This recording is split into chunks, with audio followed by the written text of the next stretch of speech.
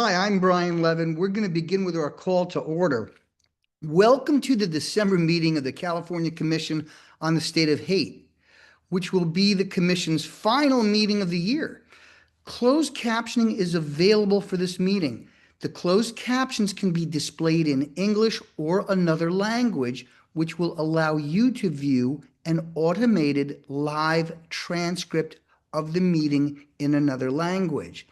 And Rebecca is going to, or Dr. Goodsell, I should say, is going to post that slide. To display closed captions on your screen, please do the following. Click the button labeled Show Captions at the bottom of your Zoom window. Select the box at the bottom of the window labeled Enable Translation. When you see you've enabled translation at the top, select English as the speaking language and select your preferred language in the second menu. Then click Save. Automated captions in your selected language should start appearing at the bottom of the Zoom window. We will send instructions in Spanish in the chat. And thank you so much, Kevin.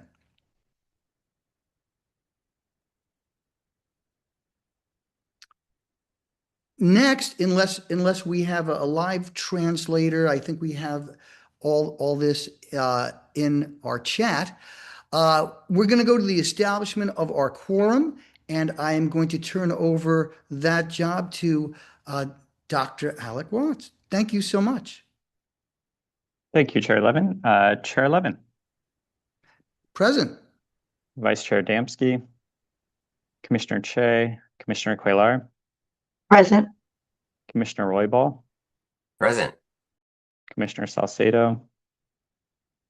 Commissioner Suthers. Present. Thank you. We have a quorum.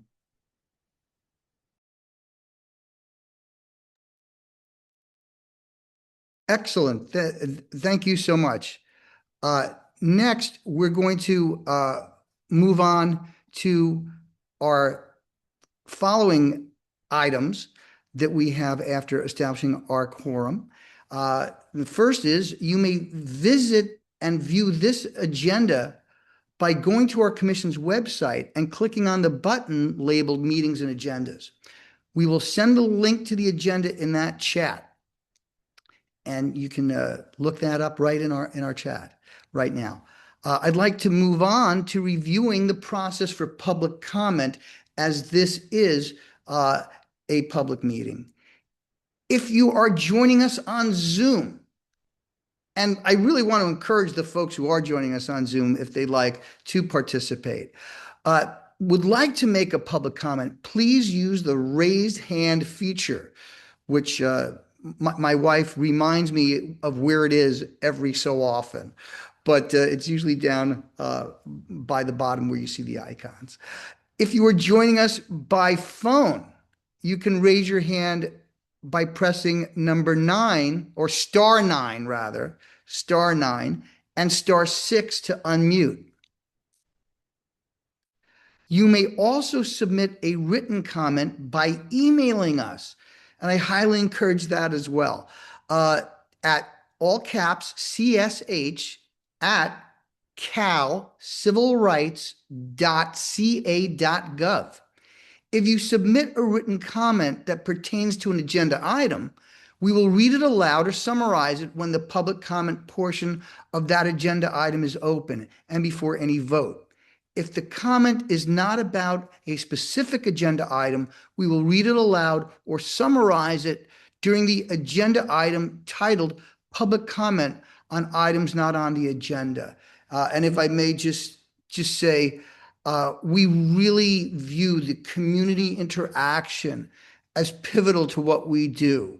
So I really want to encourage people to feel welcomed in making comments, and we want to have as civil a discourse as we can for all the residents of our state. So thank you. If you want to participate, we'd really love to hear from you.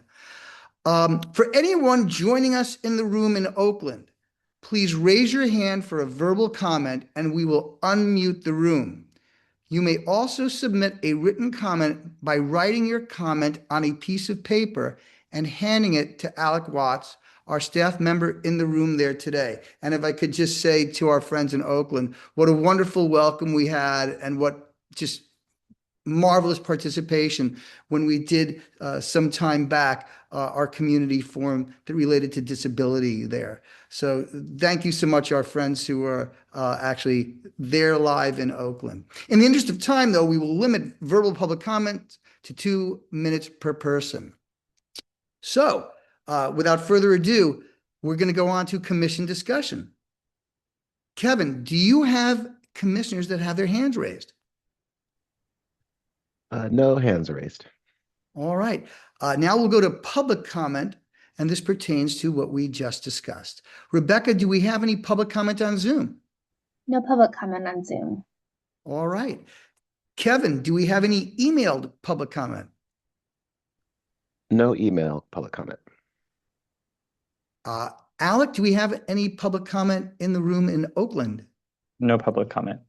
All right. Thank you. Next, we're going to go on to a very important agenda item, not just for this meeting, but for our commission as a whole. It's an informational presentation, 20 Years of Hate, Violence and Hate Against Unhoused Americans. And we're looking at decades going from 2002 to 2022. And I am so pleased that we are going to have Donald Whitehead Jr., the executive director of the National Coalition for the Homeless. We are very fortunate to have this fantastic speaker.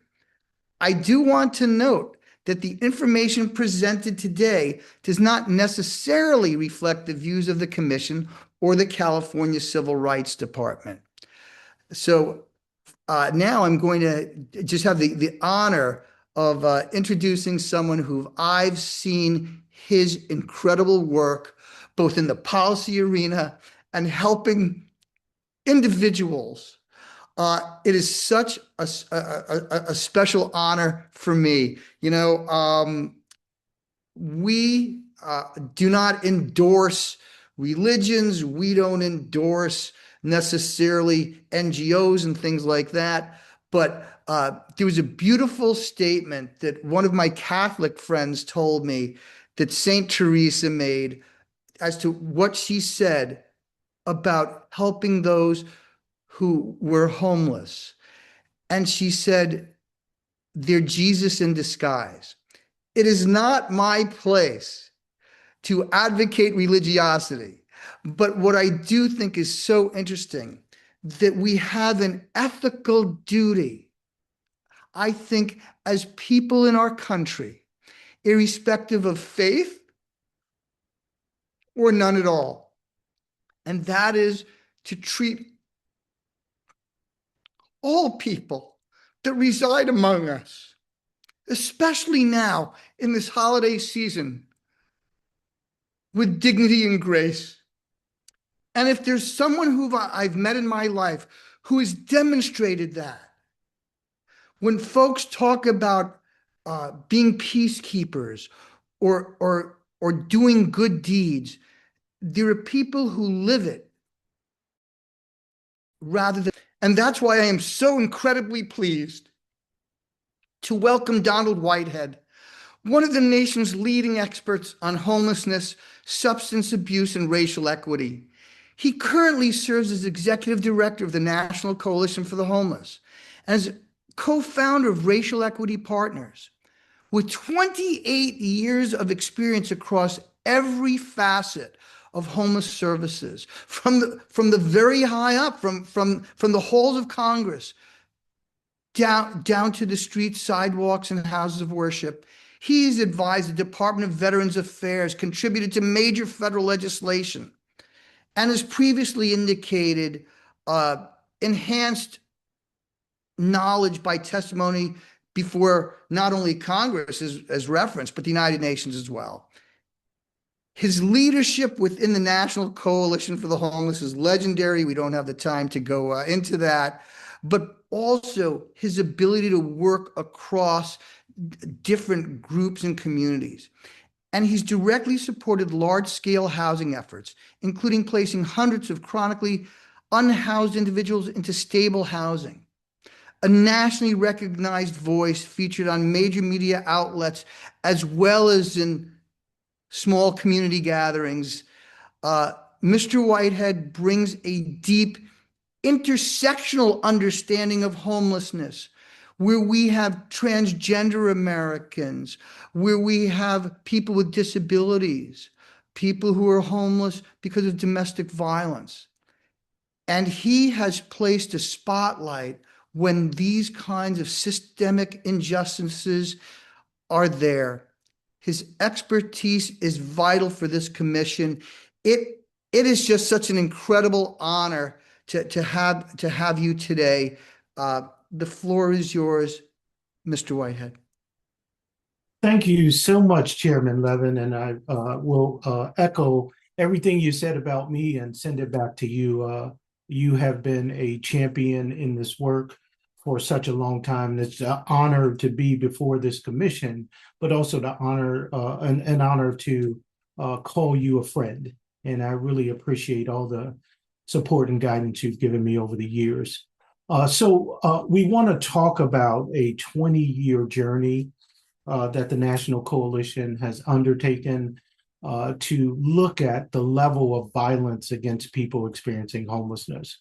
And one of the things I'll share with you is that we recognize that this report is a severe undercount of the actual number of violent events that happen. There's a couple of reasons for that. One is that many of our medical examiners don't track deaths according to housing status. So many of the deaths that occur within this population are underreported because of that. And also, although we've tried over and over again over that 20-year period to get one of our major law enforcement agencies to support us in this effort, that has not happened to this point. And the other issue I want to make sure that people understand, and certainly you have an understanding of this living in California, that the numbers of people experiencing homelessness in this country are at record levels. We had over 770,000 people experiencing homelessness due to a point in time count, which again is an undercounting of the real numbers of people that experience homelessness. So I want to use that as framing for what this report says. So next slide, please. So we always want to start out with this vicious cycle of homeless policy. So one of the reasons why we see this growth in violence, and this is a diagram presented by the Western Regional Advocacy Project, which covers California and the Western states. It just talks about the fact that we have not had a policy that actually brings the level of resources to the level of need for homelessness. And therefore, what we see is a continuing cycle of people in and out of shelters across this country. And we now have those same individuals cycling in and out of jail. Next slide, please. So we've been looking at this for the past 26 years now, and I'll share a little bit about what we've already seen in 2023 and 24 data. But over those 24 years prior to this latest report, we'd seen over 1,900 incidents of violence against people that were homeless. And 588 of those violent acts resulted in deaths. And we call these hate crimes because the perpetrator says to us, either in a court document or in a statement, that they committed this crime because the person was homeless. It's a crime of opportunity in most cases. There's a litany of atrocities like beatings, rapes, mutilations, and murders. People have been shot, stabbed, firebombed, drowned, and even beheaded. The Bureau of Statistics found that less than half of the violent victimizations of people experiencing homelessness are reported. So again, this is a severe undercount. These are only the ones that are reported, and an important piece of this is these are crimes committed by housed individuals or law enforcement individuals against people experiencing homelessness. There is a level of violence that happens among the population, but this particular report is just those who are housed that are committing these acts against people experiencing homelessness. Next slide, please. So we started back in 1999 because we saw a rise in violence against people experiencing homelessness. If you look at the bars, 1999 was really at the height of these violent actions, but we've seen every 10 years, it looks like there's a spike. We haven't determined what the cause of that is, but we have seen a dramatic growth in these violent acts every 10 years, but the bars have really stayed relatively stable when it comes to these acts against people experiencing homelessness. And we have seen some new trends emerge. In this 2022 report, we saw an increase in people who committed multiple acts of violence. So serial perpetrators increased. We also saw a larger portion of these acts being committed in events that involve law enforcement. So some of these are law enforcement, and some of these are general public. We saw an uptick in the law enforcement events. Next slide, please. So the overwhelming majority of the perpetrators were male, and most of them were under 40 years of age. So this is something that a lot of it is around gang initiated violence. There's also people that are just out for thrills. So again, 95% are male, 83% are under 40 years of age. Next slide, please. So again, we looked at those acts of violence over the years, and what those two bars indicate are the non-fatal versus fatal acts. One thing you'll see as of our last report is that the number of fatal attacks has grown in proportion to other years. We had, again, 1999 was a banner year for this kind of violence, and so was 2000. But in 22, we see that bar when it comes to the fatal acts increase. Next slide, please. So in completely relevant to this commission, there's three states where the majority of these actions happen.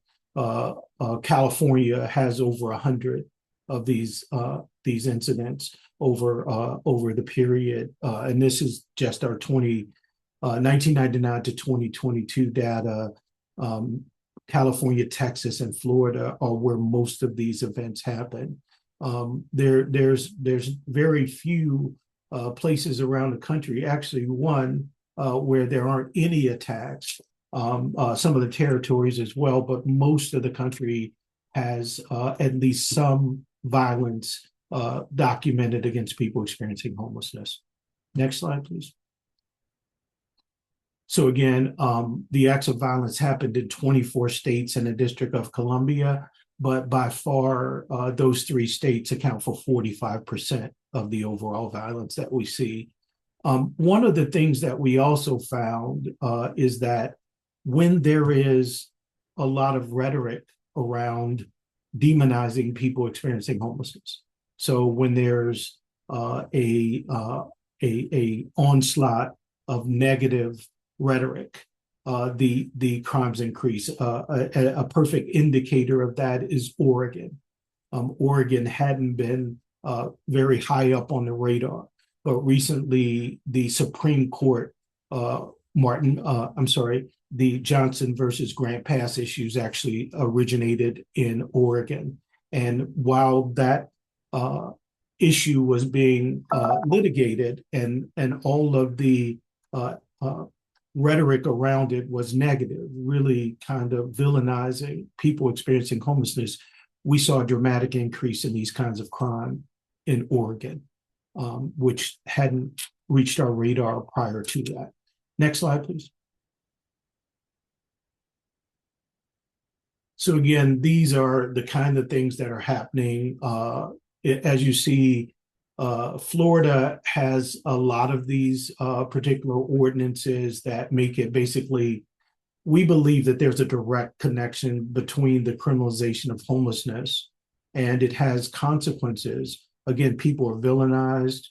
People commit the crimes because of some of the rhetoric that they hear coming from both elected officials and also people in the general public.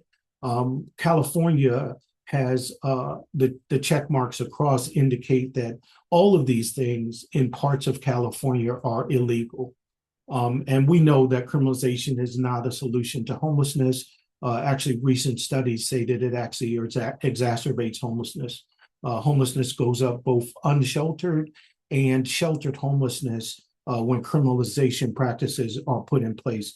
I will note that after that Grants Pass versus Johnson Supreme Court issue, there have been 320 new laws put in place across the country that criminalizes homelessness. So we do expect, and I'll tell you, I'll dive in a little bit on 2023.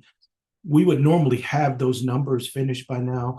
We do a really thorough investigation of the reports we get through a LexisNexis report. We go back to those communities to find out if the facts are the facts that are indicated in news stories. And we talk to the victims. We make sure that these are actually the same kind of crimes that we've indicated over the last 20 years. This year, normally we see about 50 or so in a 2-year period. This year, we're investigating 153. So it's almost triple the reports that we've seen in prior 2-year periods in 1 year. That's just 2023. We don't even have the data for 2024 yet. Next slide, please. So again, I talked about Oregon. We saw the largest increase in average housing costs from 2012 to 2022, a 61% increase, which pushed more people into homelessness. And we saw a rise again in the number of attacks against people who were experiencing homelessness. And they also had some litigation in, some laws that were created in Oregon that really also decriminalized drug possession, but it also brought on another onslaught of the violent and decriminalizing, dehumanizing rhetoric that we see in other communities. And there were 15 violent attacks on unhoused people in Oregon prior to all of the rhetoric around the Grants Pass case. We didn't have violent acts recorded to any extent in Oregon. So again, that has completely increased after the implementation of criminalization practices around homelessness. Next slide, please. So here are some of the things that we hope are parts of policy. I talked about we have a strong desire to have a more in-depth report done by the FBI. We have seen some work that was being done at the Justice Department. They found that the criminalization practices and some violations of human rights happened in Arizona and in Louisiana. But since the new administration, that investigation has been abandoned. So we hope that we can push communities to reverse ordinances and practices that criminalize people. We want to ensure that housing is a human right. Again, we want the federal government to collect data on the victimization of people experiencing homelessness. And we want to, and we have had some challenges to this. So our ultimate goal would be to add housing as a protected class statute. There has been some pushback on that. I'll be very transparent in saying that. And we, in other periods, I would have pushed back on the pushback, but I do think a good argument to not push for that change now would be there would be a need to open the Civil Rights Amendment, and that would not bode well, we believe, under the current Supreme Court makeup. So we have not pursued that, but we hope to pursue other avenues to get people protected. We are meeting with lawyers right now to look at challenging the new rules. I'm sure you're all aware of the changes at the federal level when it comes to services to support people experiencing homelessness. In that NOFO, the Notice of Funding Opportunity, it calls for cities to demonstrate how they're criminalizing homelessness. So we do think that they are violating in that the 14th and First Amendment. So we're working with a number of groups to be able to challenge that new direction by the Department of Housing and Urban Development. Next slide, please. I think all we have left is on the slides is our contact information, but I am very willing to answer any questions you may have. We do see this as a growing trend, and we do anticipate the numbers that we've just shown you increasing. Now, at one point, there were 515 deaths, which about 5 years ago, I believe, and Chairman Levin maybe would help me with this, was more deaths as a result of hate crimes than the rest of the protected classes combined. So this is not something that is happening on a minor level. It is absolutely a pandemic, if you will, of hate that is happening among people experiencing homelessness across the country, and it's only growing. So thank you very much for listening to me, and I'm open to any question you may have.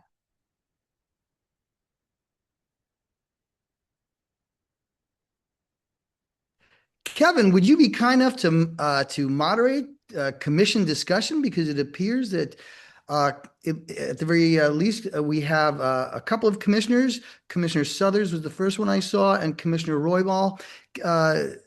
Dr. Thomas, is there anyone else that whose hands I'm missing? I believe that's it. Yes, I saw Commissioner Suthers and then Commissioner Roybal. All right, fantastic. Commissioner Suthers, thank you so much. The floor is yours. Morning, and Dr. Whitehead, thank you so much for the presentation. It's incredible data. I know that Chair Levin is probably just salivating over this because he is our data king. A couple of questions. I have a long law enforcement background, and my contact with unhoused individuals usually evolves into a conversation on shelter safety. And many of them telling me I would be in a shelter, but they're just not safe. So I'm going to ask a very broad question. Who sets the standards for shelter safety and holds them in compliance? So that is an excellent question. And I would agree with you. That is a response that I started as an outreach worker. So I did hear that. We did a number of focus groups last year to just understand why people were choosing to stay outside. In some cases they can't go inside because there's not enough shelter. So let me start with that. But you're right, but there is no body that oversees conditions in shelter. Now, we are working with a number of groups on a set of minimum standards for the shelters. We actually did finish, I stood up something called the Lived Experience Leadership Expertise Committee with HUD, and we worked during COVID to put in safety standards. Those are in the ESG, Emergency Shelter Grant Program. The newest ones, there are some older ones, the newest ones haven't been implemented yet. So there is a need. We are working right now with a group called the Reimagining Shelter Project. And we have been working for the last 2 years on putting together standards for shelters across the country. There are a couple of communities that have their own standards, but what we found in all of them is that there wasn't a real mechanism for any kind of accountability. So one of the things that I'm also working on is I meet on Tuesday at John Jay College with about 22 states attorney generals. And so I think that we could use their power and influence to be able to help introduce shelter standards. I'm really concerned about it because we'll have a bunch of new providers of shelters if what HUD has designed stands. So what they're talking about doing really quickly is changing the way homeless services are delivered. So they're going to reduce the level of funding for permanent supportive housing, which is a proven solution, from 98% of the budget to 30% of the budget, and move into more of a transitional housing model, which kind of is a substance abuse and mental health related model, although that is the smaller majority of the people that experience homelessness. Right. Not street homelessness, because there is a level of substance abuse and mental health. But if you look at the broader population, that's 30% of the population. So it's going to be a challenge moving forward. So we need to get those standards in place. I know that's a long answer to your question, but certainly you are spot on about that. No, not at all. Thank you for all the work you're doing here, and look forward to the outcomes of your meetings with John Jay and other agencies across the country. And if there's anything we can do to help, certainly reach out. Absolutely. And I just really, really appreciate you listening to this really, really important issue. Oh, thank you. Thank you so much, Commissioner Suthers, and thank you so much, Donald. And I hope to meet with you when you're here in California soon. Without further ado, it is my pleasure to turn the floor over to former Chair Commissioner Russell Roybal. Commissioner. Thank you, Chair Levin, and thank you, Mr. Whitehead, for your presentation. I have long been a fan of the coalition's work. I worked in public health for many years, and as we knew in our annual epidemiology report, housing stability was directly tied to health outcomes. The more folks had stable housing, the better health-related outcomes they had. And I lived in San Francisco in its urban core for many years. And, I considered the folks who were unhoused that lived on my block as my neighbors. And it was very painful to watch the behavior exhibited toward them by other folks in our neighborhood. And I wonder, that some of the cities and counties have practiced containment. And trying to limit unhoused folks to particular parts of the city. My experience in San Francisco, that was in the South of Market and Tenderloin areas. But that really didn't address the core issues of housing.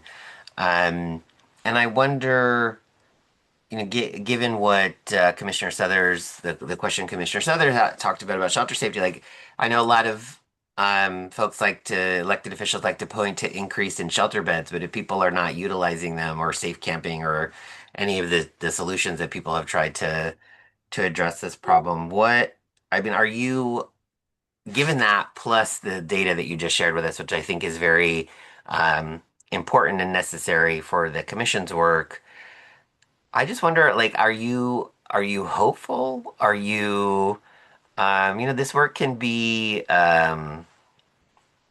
challenging at best sometimes, and especially in the federal political environment we're operating in. But do you feel like you have support from elected bodies, elected officials? I guess my question is really related to California, because that is the scope of our jurisdiction.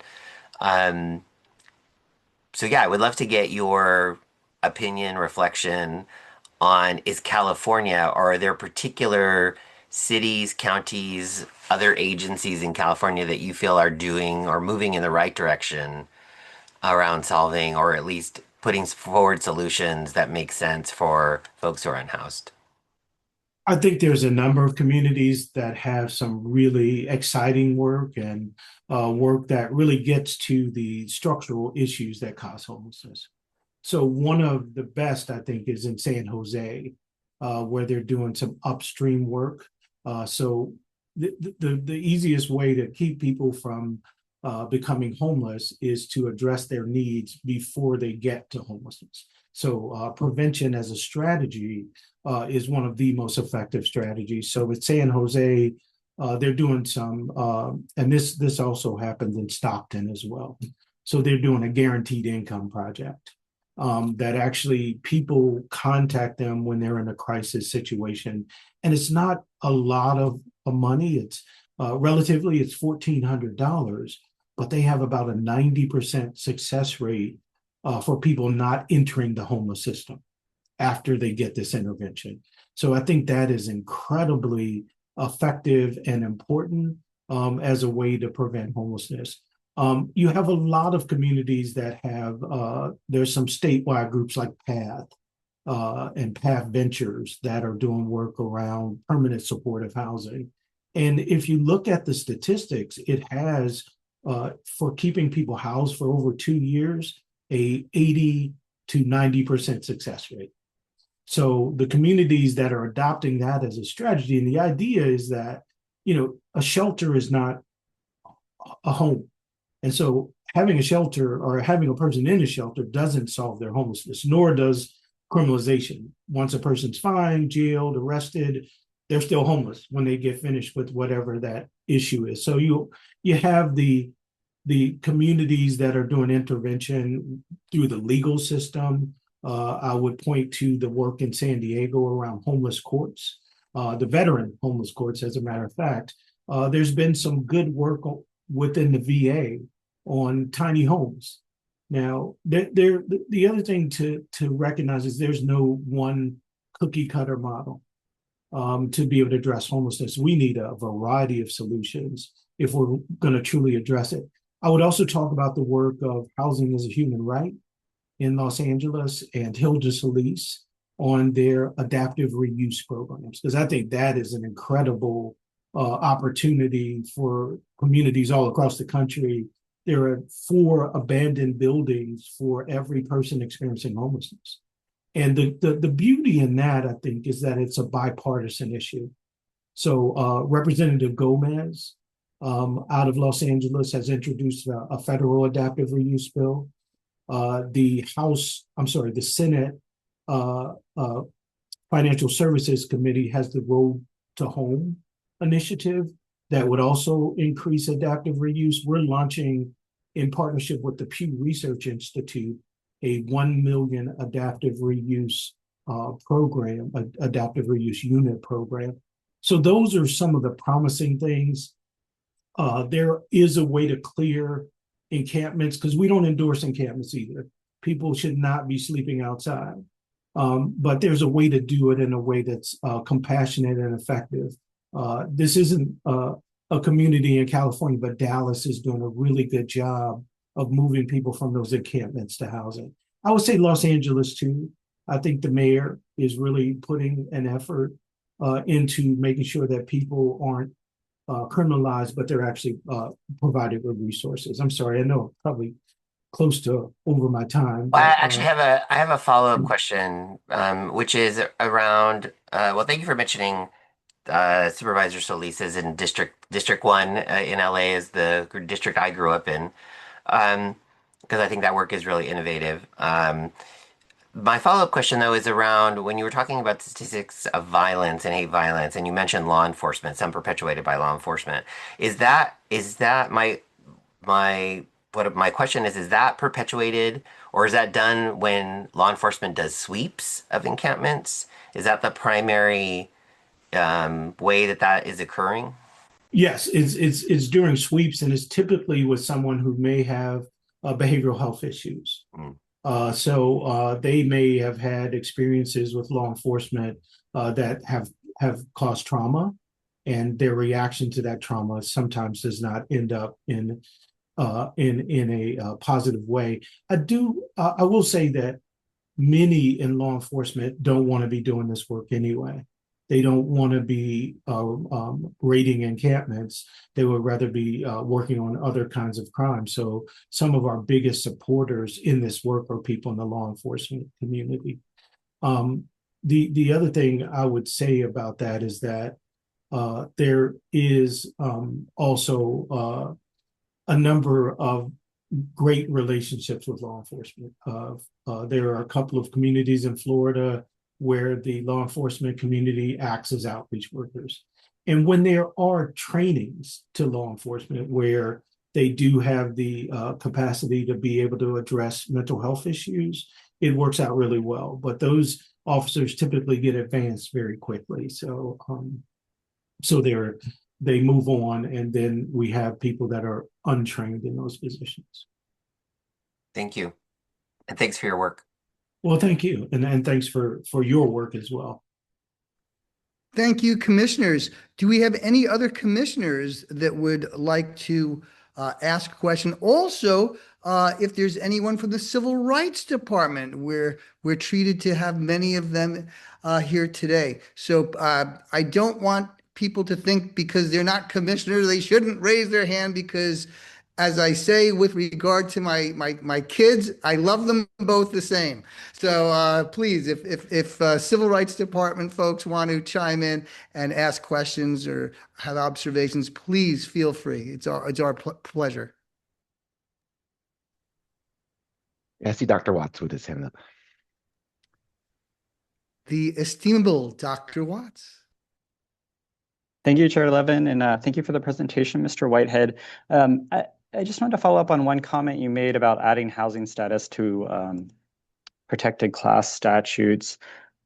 I can't remember your exact words, but you did mention that I think there was some dissensus on that policy recommendation. I was wondering if you could walk through the arguments that people have raised related to it. You talked a little bit about this, but anything else you can discuss about this would be helpful.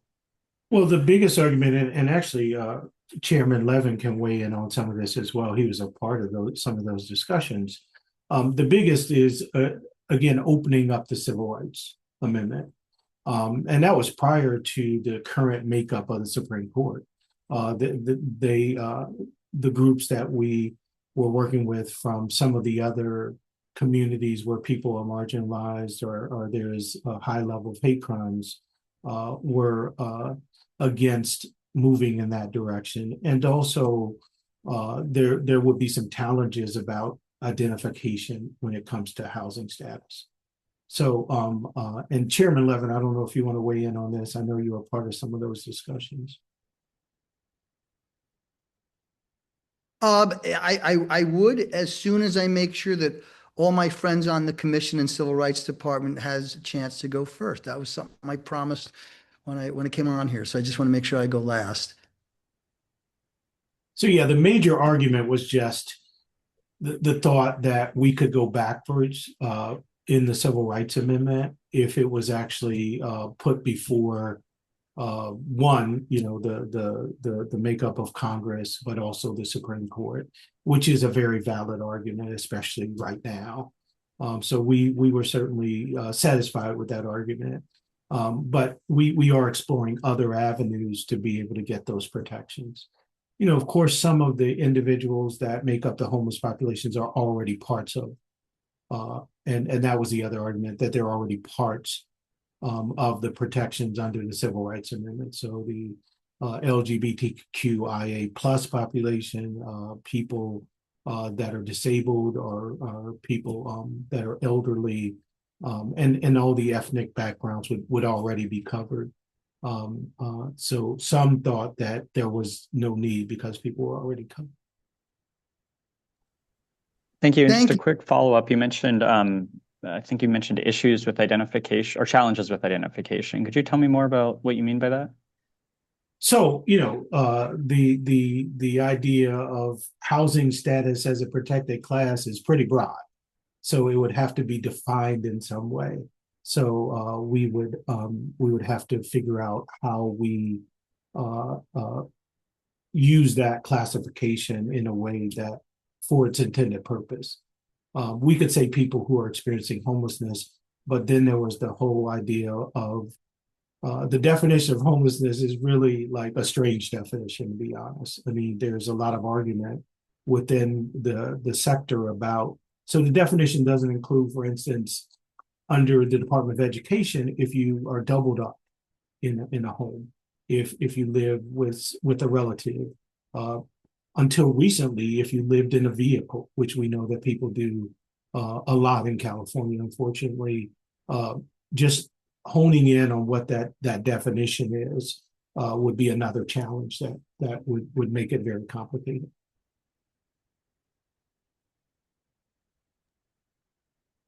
Thank you so much. Just a couple of points I'd like to bring up. First, just in the news this week, New York City, 56-year-old homeless man set on fire by an older teenager. It mimics something we saw last year around holiday time. Also, New York has just announced that in the next administration, they will not be raising encampments. So one of the things that I try to do in my position is not only go last, but to make sure that we are up to date on all kinds of things that are going on. With respect to adding homeless to various laws, let me try and single out something, and I'd welcome Mr. Whitehead's comments or observations. Chair Levin, Dr. Goodsell has her hand up. Oh, where is Dr. Goodsell?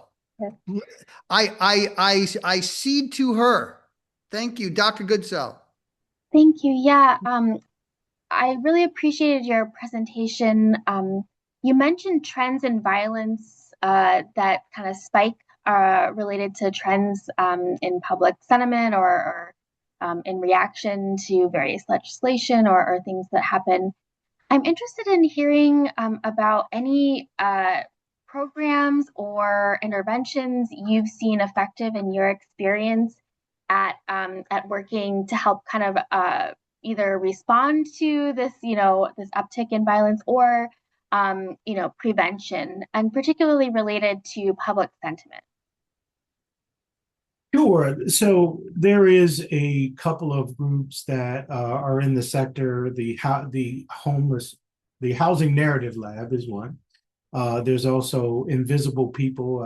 Many of you may have seen them on LinkedIn or Facebook or something.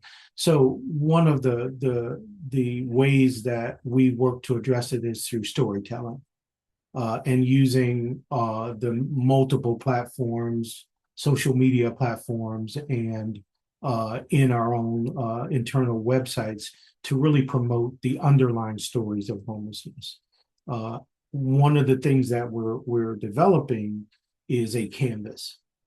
This has worked well with the environmental movement, as you know. But when we've done research around people's opinions about homelessness, and what we find is surprising. We find that kind of contrary to popular belief, the majority of the people are undecided about homelessness. So you have 20 or 25% that really don't care or have disdain for homeless individuals.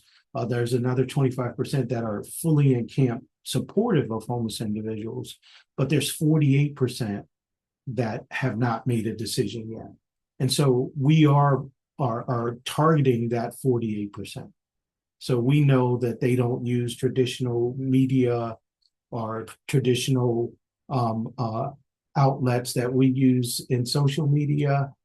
So we're looking at, there's one project that has some of the most recognized influencers on TikTok to have them use their platform to actually put out the positive, real stories about homelessness.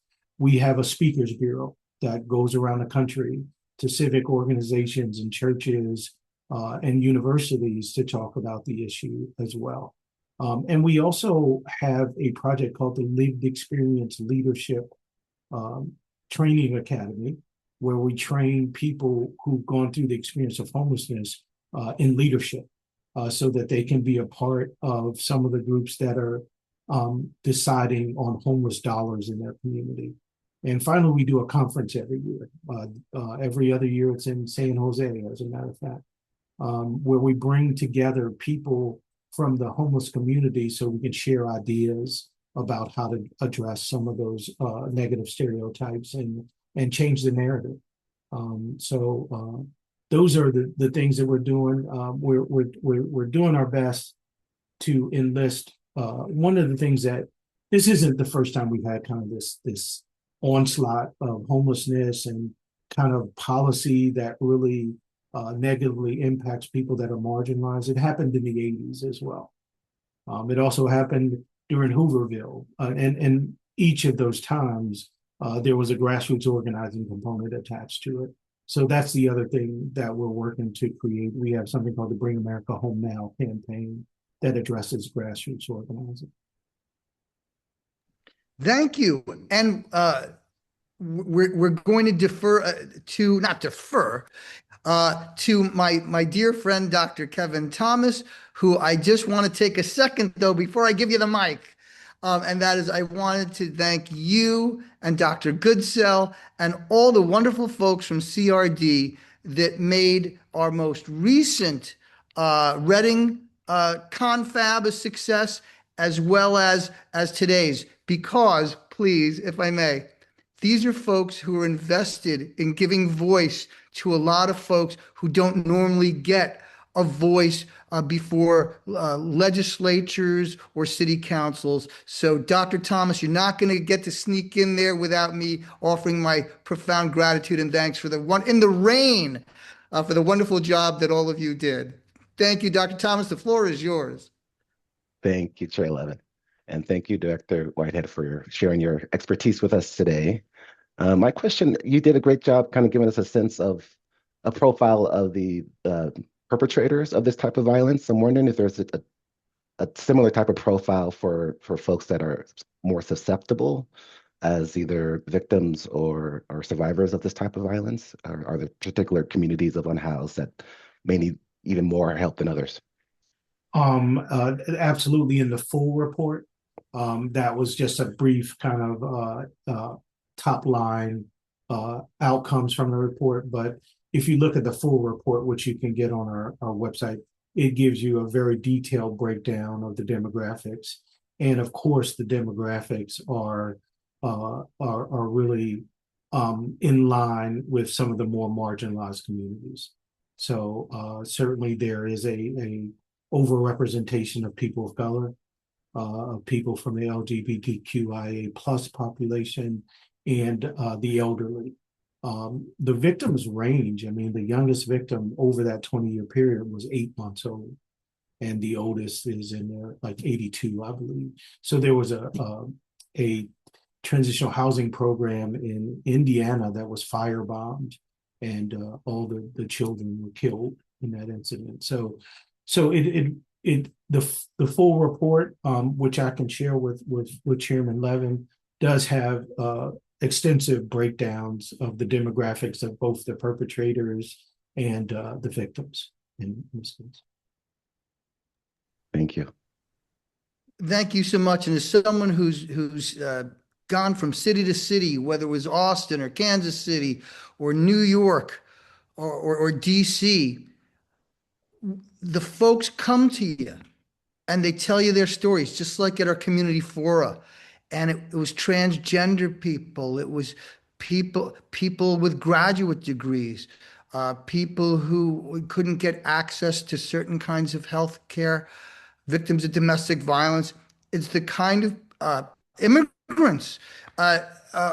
It's the kind of folks, and what I mean is the kind of folks, especially with some of the comments coming out in the public milieu, what I mean is government does best when we look out for the most vulnerable among us, for those that don't necessarily have access or familiarity with resources.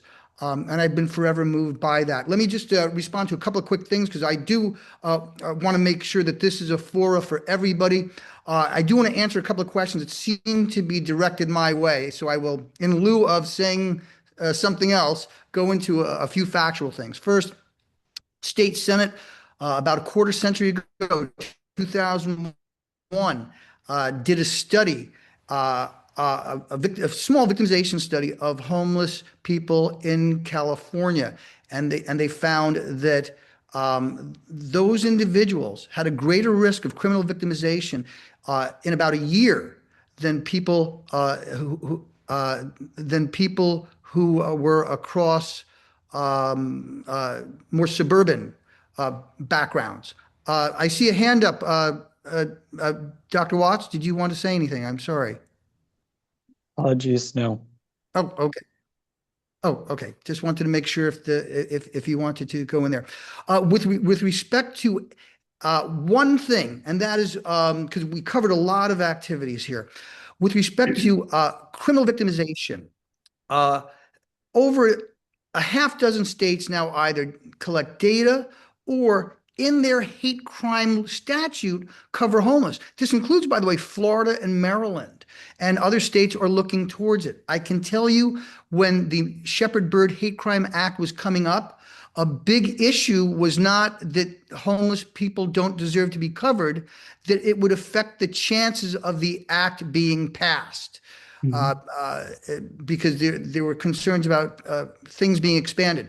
With regard to the statement that Mr. Whitehead made, from about 99 through 2014 approximately, there were more unhoused people killed in homicidal cases that did not, facially at least, involve drug dealing, pecuniary gain, or personal dispute by domiciled people. And those number of homicides outpaced the total for FBI reported hate crime homicides. That is no longer true because we're now in the era of mass killings with regard to hate crimes, like, for instance, the Pulse nightclub, which, by the way, was not included in that year's hate crime statute in 2016. Some of the arguments against including unhoused people are that, unlike race, housing status is changeable, but religion is changeable, and we still cover it in hate crime statutes. I think another thing that was interesting is that there were certain groups that were quite active in opposing these reforms. I personally met with some of those people and asked them if they could change their position. But for instance, Southern Poverty Law Center, at least when we had this before hearings the last time, said that they favored it. Another major group said no because of the expansion. But I think when we look at the criminological data, and I'm going to close up with that, the kinds of people who target unhoused people are often people who are either going against intersectional communities. I can get away with attacking a woman or a disabled person because they're homeless. So the intersectional component, but also the fact that they're specifically targeted. We saw in those horrible bum fights videos that they were targeted because of stereotypes. So stereotypes relating to class or other characteristics that were not as long-formed like race, I think sometimes face a difficult road. But what I can tell you is targeted violence, including excessive violence. When you say criminologists talk about what we call overkill, excessive violence, and the fact that assailants who would target them would also target other people that they regard as stereotypically unacceptable in our country. So it bleeds over. One of the things I've learned about hate is that it's not as narrow as people like to think it is. Anyway, I'm going to end my answers to those questions by saying it is my earnest hope that we put housing status in our statutes for both vulnerable victims and hate crimes. This is my opinion, not the commission opinion at this time. We also found in our recent research that violence against the unhoused was also vastly underreported, as we found with other groups like the disabled and Native and Indigenous peoples. So for a variety of reasons, from target selection, from the fact there's oftentimes ideological components, and the fact that there's intersectionality. In other words, vulnerable people, vulnerable trans people who are at the most difficult points in their lives, perhaps. People who are thrown out of their houses for being gay. People who may have disabilities. These are people that I think we need to protect, irrespective of which label they're attacked under. In the same way that we could punish drunk driving under reckless driving, but there's a particular resource and symbolic importance to identifying these kinds of harms specifically. Thank you so much. We'll move on. Do we have public comment now? Yes, Rebecca, do we have public comment on Zoom? Yes, we do have public comment on Zoom. Greg DeGier, you may now speak. You have 2 minutes. I want to thank you for your presentation and all your work. I have several questions. I'll try to get them all into 2 minutes. One is I just want to mention that our organization, the ARC of California, and others are pursuing legislation, possible legislation in the coming year to add homelessness and housing status as a protected characteristic under the hate crimes law. So I'd like to ask several questions. One is, what has been the experience of the states that have done so, have added that as a protected characteristic? Has it been a positive experience to your knowledge? For example, the homeless people have been increasingly unwilling to approach police in California because of the increased negative interactions they've had with police as local governments and the state government crack down on encampments. Has adding homelessness as a protected characteristic had any help with obtaining cooperation of homeless people who are victims? Secondly, I'm confused. Can you clarify what you mean by, when you were talking about Civil Rights Act or Civil Rights Amendment, I think was your term, questions or problems with adding homelessness as a protected characteristic? I don't know what amendment you're talking about or how adding homelessness would affect it. This is if it's you're talking about a federal law that then that's would be, I think, irrelevant. That the state would strictly on its own add homelessness as a protected characteristic, and the courts have consistently upheld that. There's no problem with that. You have 30 seconds, Mr. Desir. Okay. Final question is I'm not clear that either. Would you support a bill in California to add homelessness and housing status as a protected characteristic under the hate crimes law? So if they're directed to me, I don't know of states that have created protected class status, and Brian, Chair Levin may be able to add something to that. There are a number of states that have bills of rights for people experiencing homelessness, but that is very different than protected class status. Certainly, if a state was to add homelessness to a protected class status, it certainly would benefit people experiencing homelessness because there's all kinds of discrimination that happens. We're just talking about violence now, but there's other kinds of discrimination. The Civil Rights Amendment protects people, race, gender. 1964 Civil Rights Act, it protects people from discrimination. I don't know, I think that's what your question was. What we were hoping to do was add it to the Civil Rights Act of '64, but of course that will require opening it back up, as I said. but that is the legislation that currently protects people's civil rights in the United States. And that is what I was referring to. Hopefully that answers your questions. All right. Are there any other questions on Zoom or comments? No other comments on Zoom. All right. Thank you so much for moderating that. Do we have any comments that are emailed public comment, Kevin? There are no emailed public comments. All right.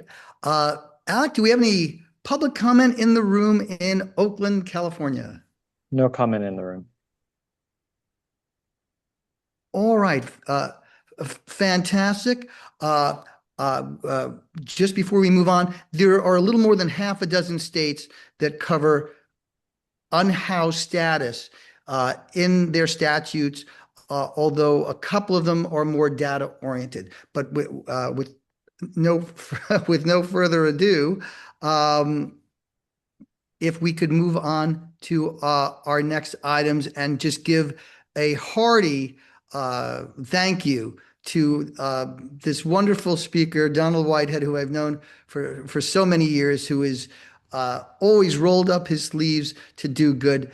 Before we go to the approval of the minutes, I just want to really just thank you from the bottom of my heart for decades of wonderful work.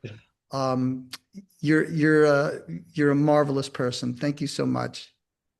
Thank you, Chair Levin, and thank you, Commission members. I really appreciate the opportunity to share with you. So I'll be jumping off. Thank you so much. Thank you. Next, we'll move to agenda item number 3, the approval of the minutes. We're going to go through 3 of them: the September 19th, 2025 commission meeting, the October 22nd, 2025 commission meeting, and lastly, it will be our October 25th, 2025 community forum in Pasadena. So we'll start with item A, September 19th, 2025 commission meeting. We will now move on to approve the minutes from that particular meeting, which are listed as attachment A. We will post that link in the chat to download attachment A from the commission's website. And Kevin, if you'd be kind enough to do that, thank you so much. Do we have commission discussion? Kevin, I move to approve the minutes from the September 19th meeting. All right. And I second. Okay. If we that's great. Do we have any other commissioners with their hands raised? I think the introduction of the motion ceases discussion by the commission. Alec, is that correct? Sure. I'd like to suggest a spelling correction in the minutes. Oh, please. In the commissioner announcements, item 8, the second item where it mentions Dr. Indraneel Banerjee, his first name is spelled Indroneal. Do I need to respell that for anybody, or should I put it in the chat? If you could If put you it in the could put it chat. in the chat, just so we can make sure that we're going to do it correctly. This is why we do this. We make it public, and we have all the commissioners involved. Vice Chair Damsky, yet again, thank you. I believe we have to resubmit with that amendment. Is that not correct, Dr. Watts? Yes, I think we could propose a motion to approve the minutes with that adjustment. All right. Do we have a commissioner who would like to do that? I would like to do that. Vice Chair Damsky, it is my pleasure. Do we have a second? Second. Dr. Southers, thank you so much. Now, if we can go to a vote, all those who approve, or should we do it by roll, Dr. Watts? I'm happy to do either way. I'm willing to do kind of a consensus, a little quicker. All those who approve, aye? Aye. Aye. Any opposed? Any abstentions? Approved. All right. Now, if we could move on to the October 22nd community meeting for approval. This is attached as attachment B. We will post the link in the chat to download attachment B from the commission's website. And Kevin, thank you so much for doing so. Kevin, do any commissioners have their hands raised? No hands raised. No hands raised. Okay. What I would like to do though is now have public comment, just because we didn't have public comment for the previous item from September 19th. That was my fault. So if there are any comments relating to the September 19th meeting or the October 25th, 2025 Community Fora, I would like to do that now. Do we have any public comment? Rebecca? No public comment on Zoom. All right. Kevin, do we have any emailed public comment coming in? No email public comment. All right. Lastly, Alec, do we have any public comment in the room? No comment in the room. All right. Fantastic. We will now go to the October 25th Community Fora. Those attachments can be found at attachment C. We need to approve the October Oh. 22nd. Oh, thank you so much. I move to approve the joint subcommittee meeting on October 22nd, the minutes from that meeting. And I'll second that. Thank you, Commissioner Roybal, and thank you, Commissioner Cuellar. Thank you so much. And thank you, Commissioner Roybal, for that notation. If we can now move to the October 25th, 2025 Community Forum. Chair Levin, we need to vote. We need to vote on the approval. I am so sorry. Thank you. We do need to vote. Can we try by consensus again, since I'm doing a bang-up job here? All those who approve of those minutes, please say aye. Aye. Aye. Aye. Any opposed? Any abstentions? I will All be right. abstaining since I was not at that meeting. Okay. Thank you so much, Vice Chair Damsky. Second time's a charm. October 25th, 2025. Oh, no, I think, did we do all our public comment for this? I want to make sure we did our public comment. And I don't think we had any. So yeah, I'm going to move on then. For October 25th, 2025 Community Fora, it is found at attachment C. We will post the link for attachment C in the in the chat to download at our commission's website. Kevin, thank you so much. Do we have any commissioners who would like to discuss our Community Fora from October 25th in Pasadena? Kevin? There are no hands raised for commissioner comment. All right. Do we have any public comment? And then we will go into approvals or not. Any public comment? Rebecca, do we have any public comment on Zoom? No public comment on Zoom. Kevin, do we have any emailed public comment? No public comment via email. Okay. Alec, do we have any public comment in the room in Oakland? No public comment in the room. All right. And since we didn't get any community discussion the first time, and I don't see that anyone would like to, do we have any motions with regard to the October 25th, 2025 Community Motion. Fora? Oh, fantastic. Do we have a second? I'll Second. second that one. Oh my gosh. Take your pick. I'm a little older, do we know who was the official second? I think Vice Chair Dansky beat me to the punch. All right. Well, thank you all. Okay. So we are now going to vote, if we can, by consensus. All those in favor? Aye. Aye. Any opposed? Any abstentions? All right, fantastic. We will now move into item number 4. Unless anyone wants to notate anything before I move on to agenda item number 4.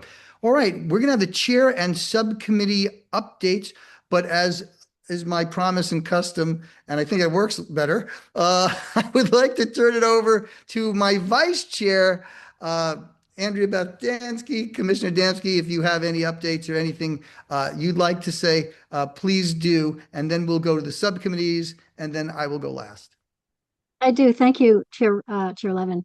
And I apologize for joining our meeting late today. I had another meeting early this morning. I'm happy to be here and see you all.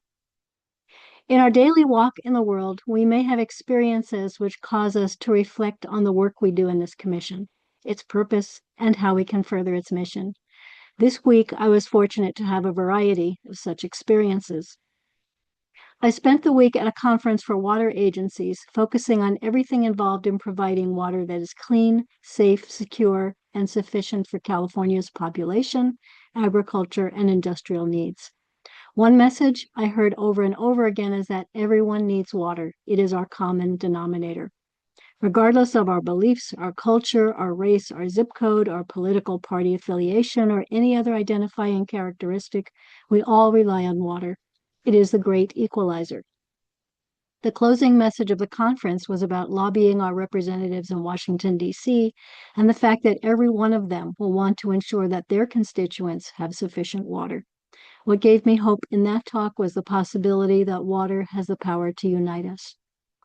Last night, I attended a holiday gathering where Jews and Latinos joined to share holiday traditions and foods, tamales and latkes. Not a happy meal, but an interesting conversation starter. And the theme of increasing light during the darker months of winter. We talked about what unique brightness we each brought to the world this past year and how we envision adding more light to our lives and the world in 2026. Everyone was inspired as we shared our common concerns and hopes for bettering our communities together across cultural and religious lines that might otherwise seem to separate and isolate us from each other. Often in our commission meetings, we focus on issues that need to be uplifted, better understood, and addressed to better serve the needs and safety of our many peoples. We focus on needs that are insufficiently met, violence and harms that communities face, inadequate protections, and possible solutions for our state representatives to consider in Sacramento. We also focus on what is working well, programs that can be replicated elsewhere. We summarize all of this in our annual reports. Today, I'm particularly struck by the juxtaposition of the joy, peace, and celebration of this holiday season, alongside the fear of ICE raids and deportation that so many are living with on a moment-to-moment basis.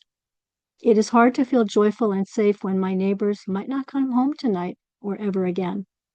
Early Tuesday morning, as I was driving to my conference, I passed 12 police vans parked alongside the road with their lights flashing, officers walking around in bulletproof vests. My first thought, a chilling one, was that it was an ICE raid. I haven't been able to find anything in the news about it, but the disturbing reality that ICE raids can happen anywhere and anytime, that people can be snatched away from their families and lives and sent to prisons in lands completely foreign to them, is a terrible, sad part of our current daily awareness. This leads me to think about power, those who have power, what it enables them to do, and how they use it. I'm thinking about power versus privilege, power over versus power shared, abuse of power that is weaponized and oppressing those different from those in power, and power that is perverted to demonize others with hatred and encourage violence against them.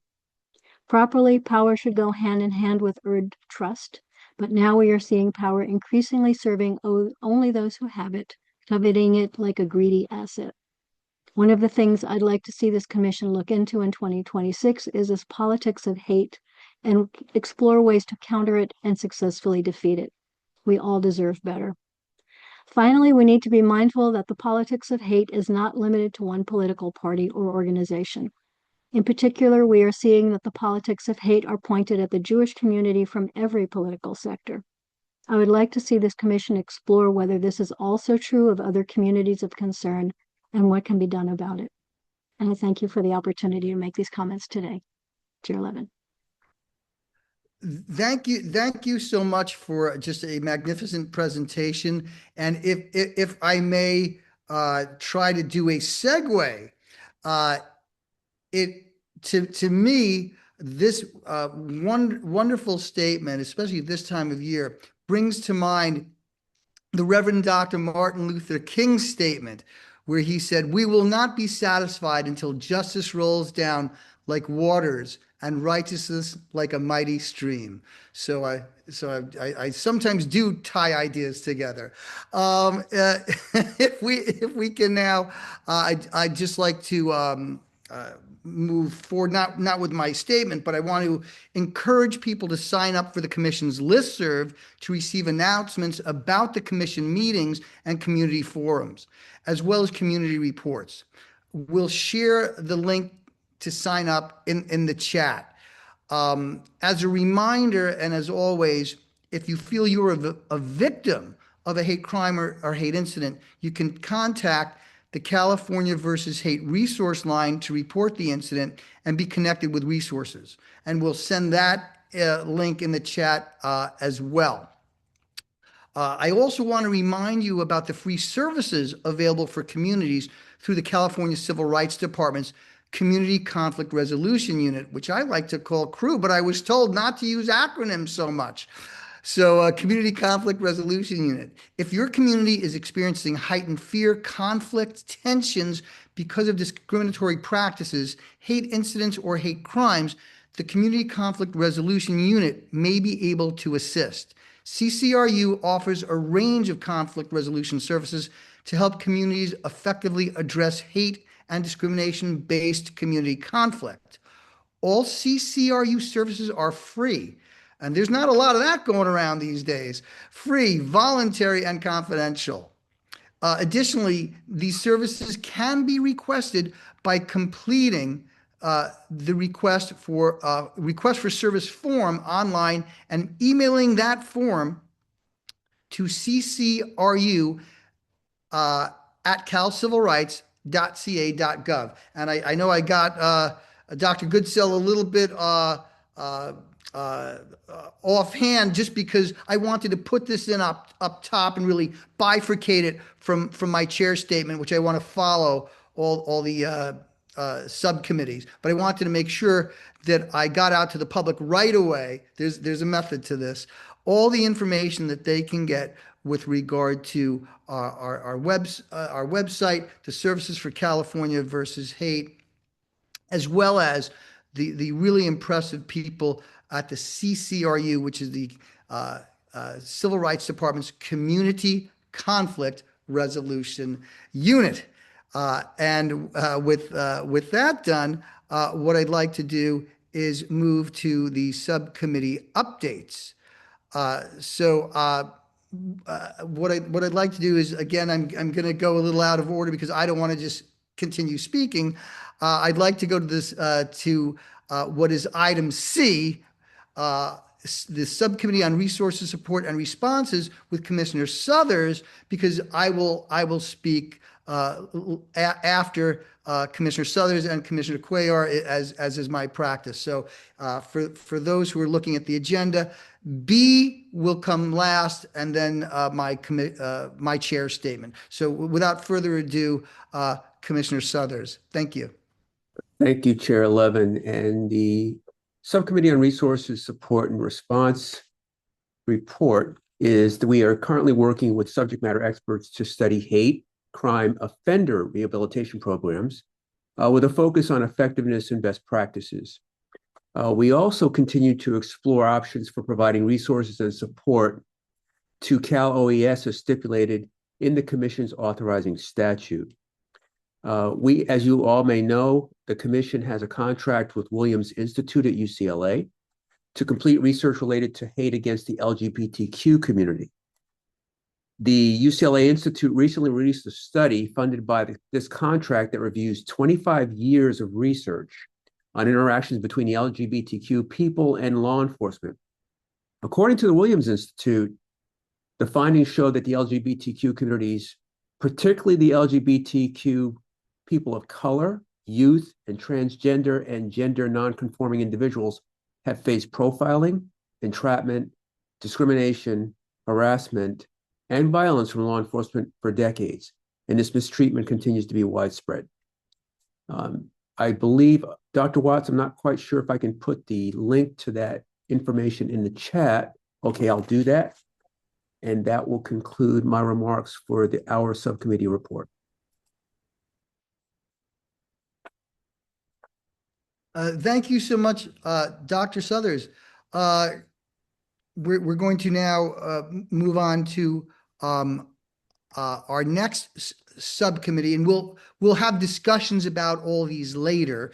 And I would like to move to the subcommittee on community forums with Commissioner Cuellar, but I do have to just exercise just one point. What an incredible job. And I really encourage people to look at the community fora that you so beautifully helped organize and run and traveled for hours in the rain. And we got to hear from everyone in a packed house. I'm not supposed to be saying this, so I'm going to now, without any more legerdemain, go to my esteemed colleague, Commissioner Cuellar, with just a heart full of gratitude, again, for giving voice to people who we otherwise would not have before legislatures or county commissioners and things like that. And I think we have to continue this. Thank you so much, Commissioner. The floor is gratefully yours. Well, thank you so much, Chair Levin. I appreciate that. And again, you were there too, so you were definitely a help that evening. So good morning, everybody, and it's nice to be here and seeing everybody. I'll go ahead and be giving our subcommittee update on community forums. So I'll go back a little bit starting in the forum we had in October. So the commission held a community forum focused on preventing hate in K-12 schools. That was held in partnership with the women of NAACP of Pasadena, the chapter. The forum took place on Saturday, October 25th at Pasadena City Hall. In addition to gathering community feedback, the forum included a roundtable discussion with representatives from the YWCA of Glendale and Pasadena, the Coalition for Humane Immigrant Rights Los Angeles, CHIRLA, the Florence Elise Advancement Network, also known as FAN, and the School of Education at UC Davis. We'd like to thank you all for attending and thank all the public and the community partners that were there that day. It was a great forum, and thank you to all the commissioners that showed up that day. The next, our latest forum that we just recently had was held in Redding, California. That was held on November 19th, and it was a fantastic community forum. It was a packed house. It was raining that day, so I just want to thank everybody for showing up that day. And especially I want to thank the community. The community, was so powerful that evening. I think listening to some of their testimonials, it was very powerful, and just showing the need for us to do more of these community forums in the rural California.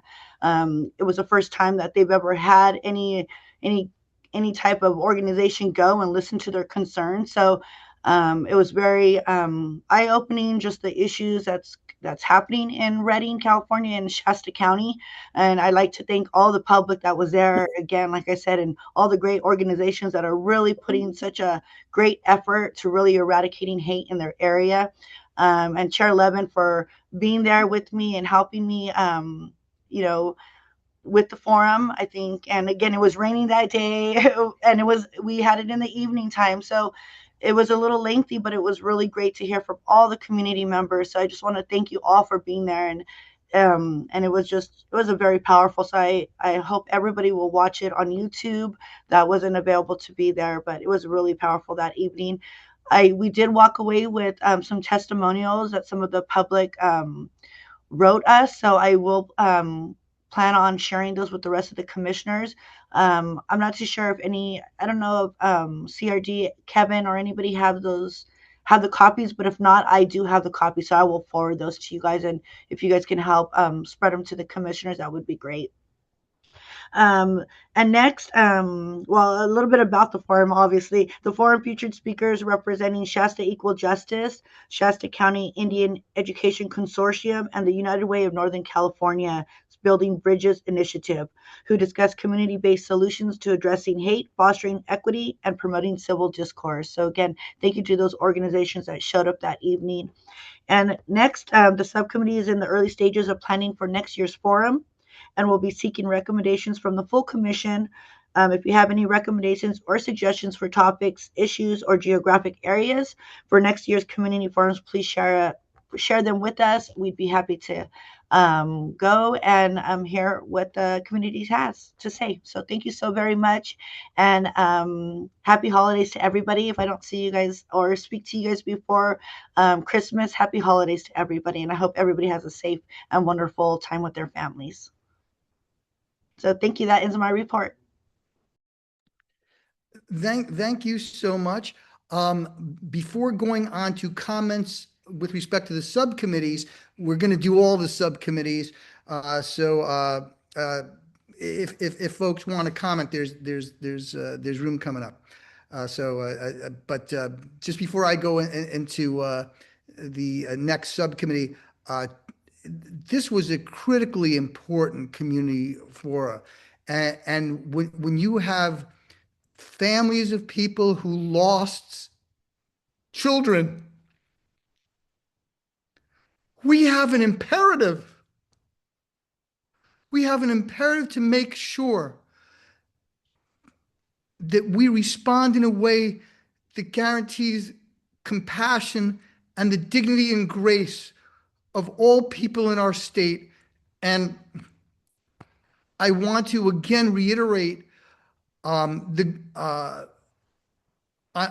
behalf of this commission, as led by the governor of this state, to again apologize for the horrors that were unleashed against the Native American and indigenous population in this state. I'll have more on that later. But Director Kish, like myself, had a mentor who was a federal judge. And my mentor, an African-American federal judge, worked on reconciliation in South Africa.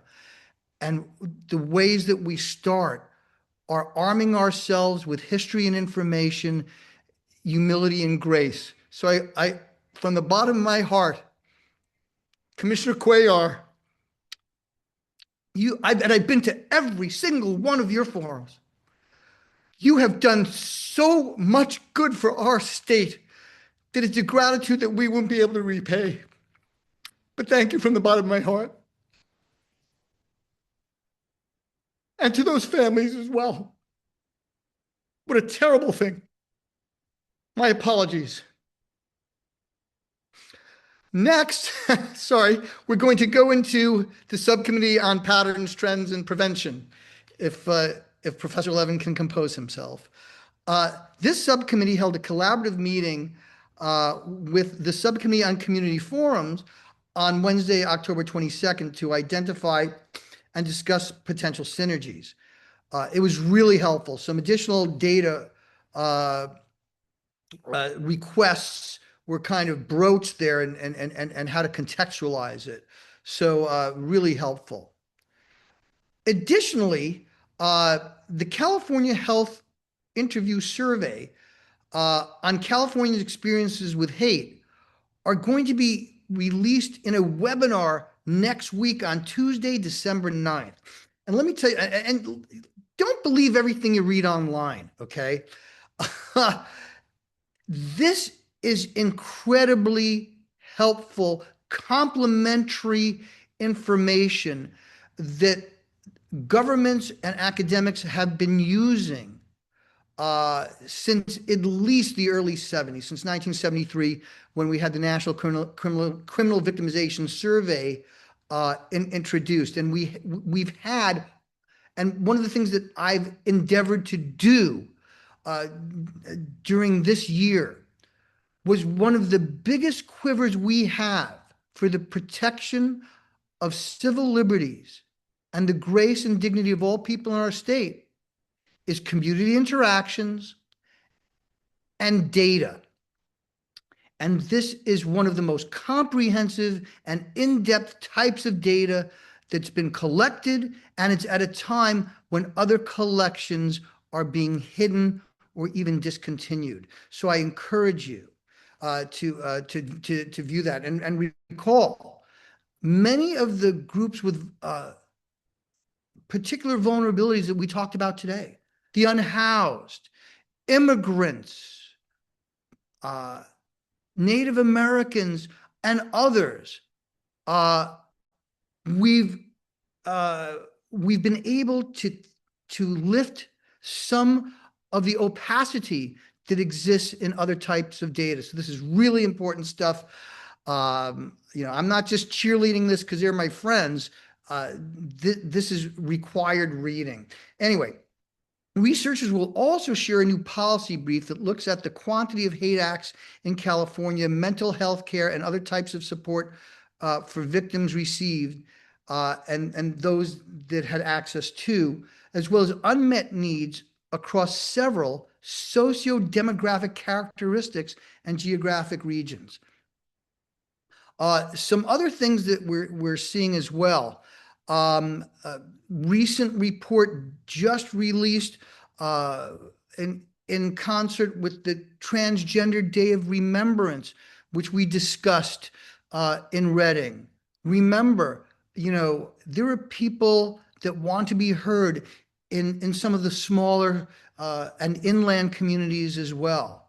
And we're just seeing horrifying numbers.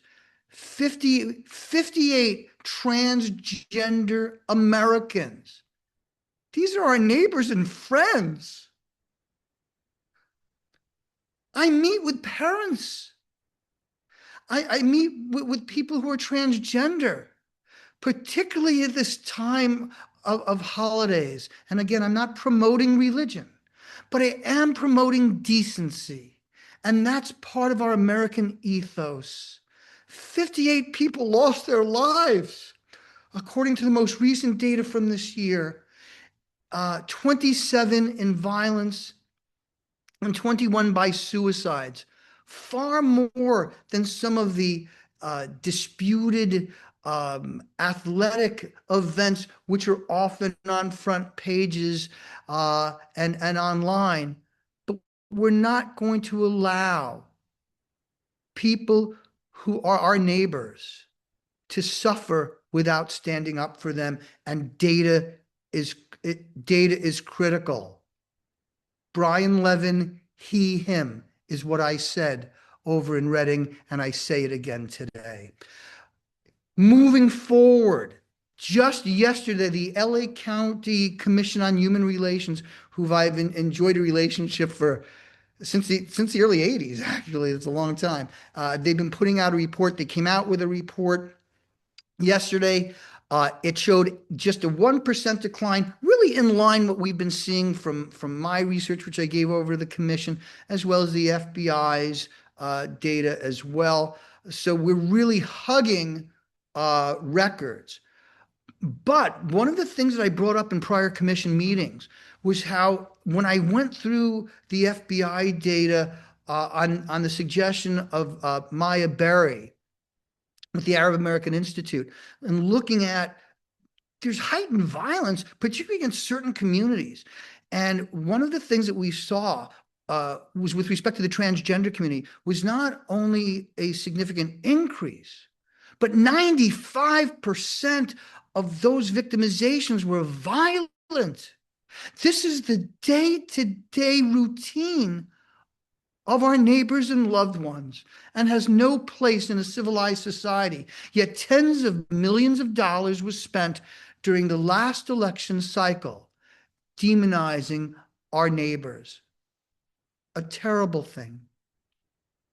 It also showed that African Americans were grossly disproportionately targeted, and the number one group targeted in Los Angeles County, the largest county in the United States. There were also increases in anti-Muslim hate crime, increases related to the conflict in the Middle East, as well as others. So for many groups, we're seeing basically at or near record levels. For Jewish folks, it was the second highest. A recent survey that was summarized in Axios showed that there are a significantly higher percentage of people who possess anti-Jewish stereotypes and bigotries. And we're seeing people of faith, when I speak to across different groups, I hear from people who are saying that they, even when peacefully protesting, cannot do so, or even when praying. 3 hate crime arrests in Florida just in the last week or so from people who attacked Muslims in prayers. There were also arrests in Los Angeles relating to protests at a synagogue. So there are tremendous communicative and learning opportunities to prevent, because many of these cases involve issues related to how we manage spaces and free speech. We're not going to do that today, though, but there is more data coming in and more experiences. And when you talk to different groups who you have great admiration and affection for, you get some really honest answers. And I've been doing that across the country, and we'll talk more about that at another time. But I can tell you, there is a thirst for this kind of information. Hey, on the good news, though, 2025 data that I've been compiling on the good side shows a decline. On the bad side, when we're seeing people who don't want to go to church, when we see declines, and these are quantifiable and out there, in kids going to school, this is going to affect data. And what I am afraid of is that while there may very well have been a bit of a decline in 2025 because of an overall decline in crime rates, we're also probably having a bigger gap with regard to those who aren't reporting, particularly those from immigrant communities, from rainbow communities, as well as others. So this is really important. When we had 58 losses of lives of transgender people, and then just days later, LA County showing 95% of attacks against transgender are violent, as well as an increase. That is why we are doing what we are doing, and we are not going to cease. Some of the research that's going to be coming out from Williams in coordination with us will relate to violence against transgender people. So it's really important to not just to be a font of data, but to say we do this not just for academic and scholarly purposes, although that's important in a free society. We do this to protect people and to make sure that when others are bringing in data saying that the majority of people, for instance, being deported are criminals, and we see in Chicago, one of the last places, 19 or 20 people with criminal records out of 620 detentions, when we're seeing states showing 2 to 3% of people with criminal records. Here in the Southland, about 6%, and we're seeing these rollouts. Data is important. So thank you so much for the opportunity to bring it to the angels among us. So if we can now go to the next topic, which is going to be, before I go into my chair's statement, I would like to have discussion by the commission and then by the public. So before I go into my chair statement. So Kevin, do we have any commissioners who have their hands raised? Yes, Vice Chair Damsky. Vice Chair Damsky, please. Thank you, Chair Levin. I really want to express my gratitude to Commissioner Cuellar and Commissioner Roybal for the work that you've done with the forums and our public meetings this year.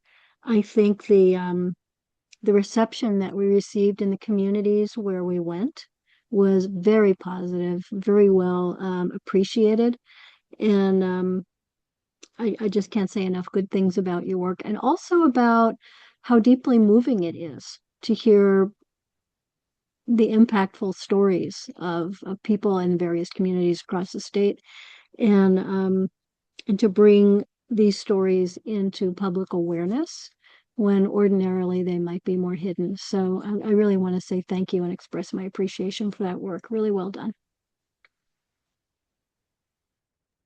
Thank you, Vice Chair Adamski. I think although I wasn't at the Reading Forum, I have it queued up to watch this weekend, but it's clear from just the reaction that we've gotten how important it is to go to communities that, are often overlooked in our state because they are in more rural parts of the state. And so I know Commissioner Cuellar and I have talked about continuing to have a focus in those communities because it's clear like there's a hunger for this work and to talk about what is going on in their communities and to make sure that our work is sensitive to that and includes is as inclusive as possible to all parts of our state. But thank you for your statement, and kudos to my colleague Commissioner Cuellar for really providing so much leadership around it.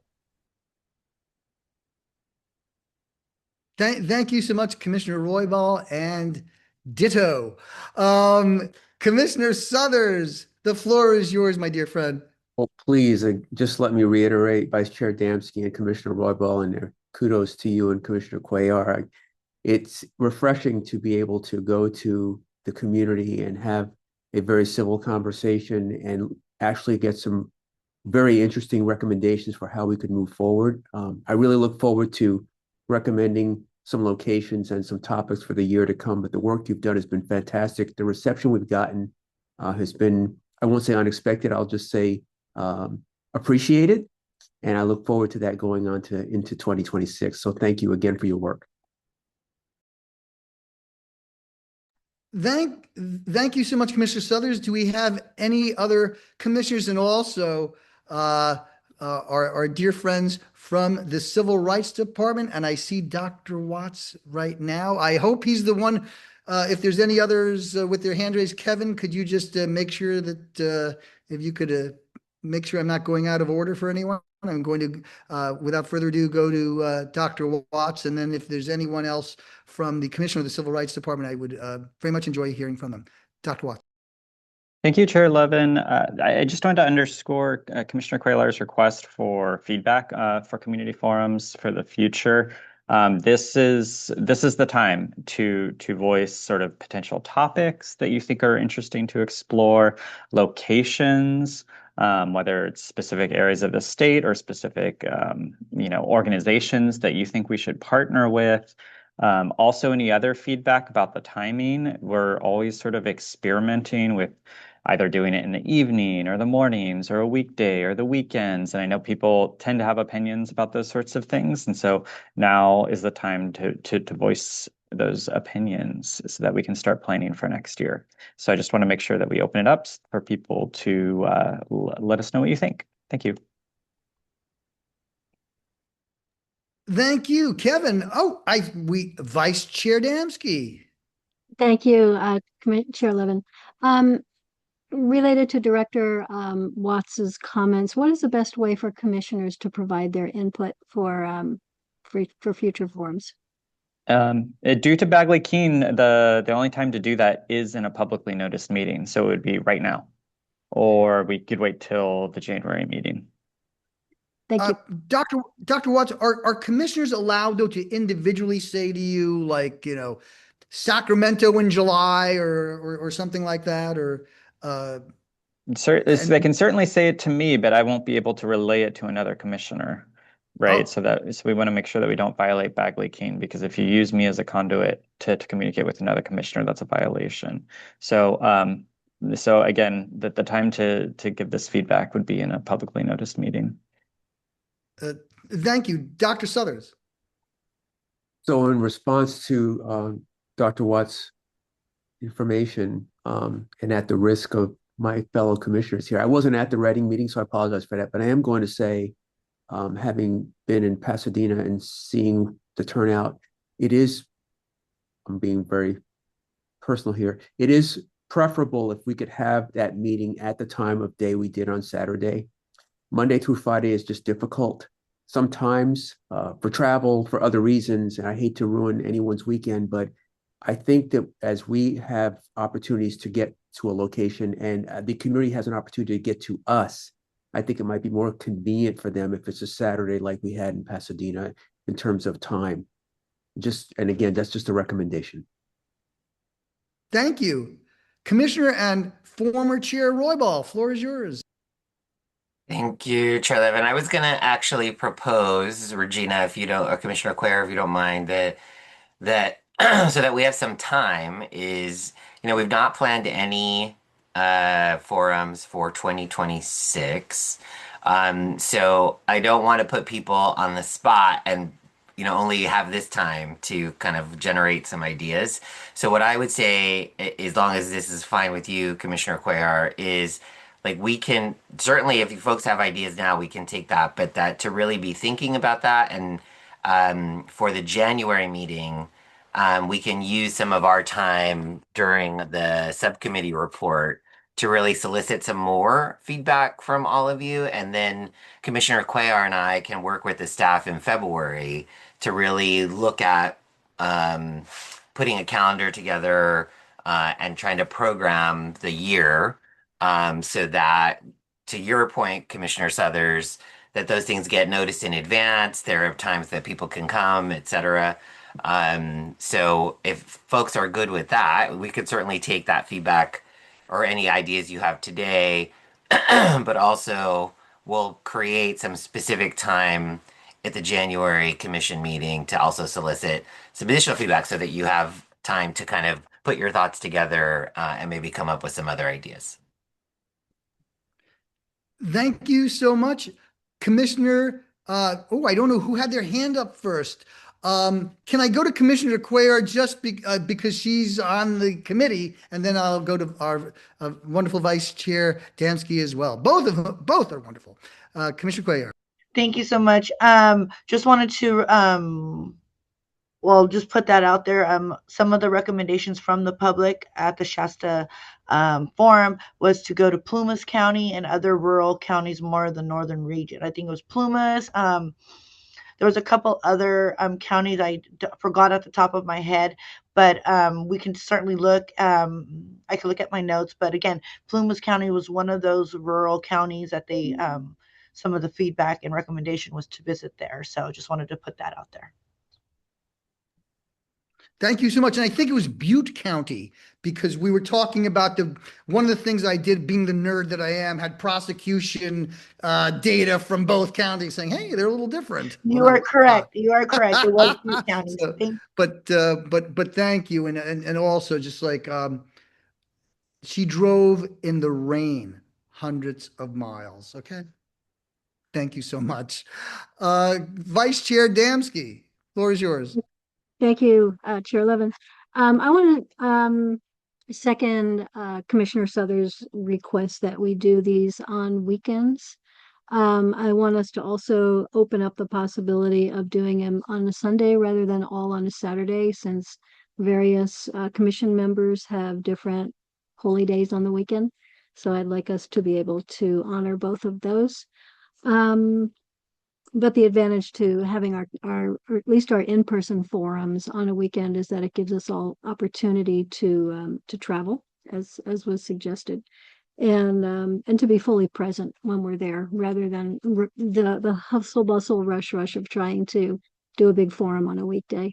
And I appreciate Commissioner Roybal's suggestion that we have some time to think about this and revisit it at our January meeting. Thank you. Thank you so much. Are those hands still up, or are we? Kevin, do we have any other commissioners or CRD staff that would like to offer commentary?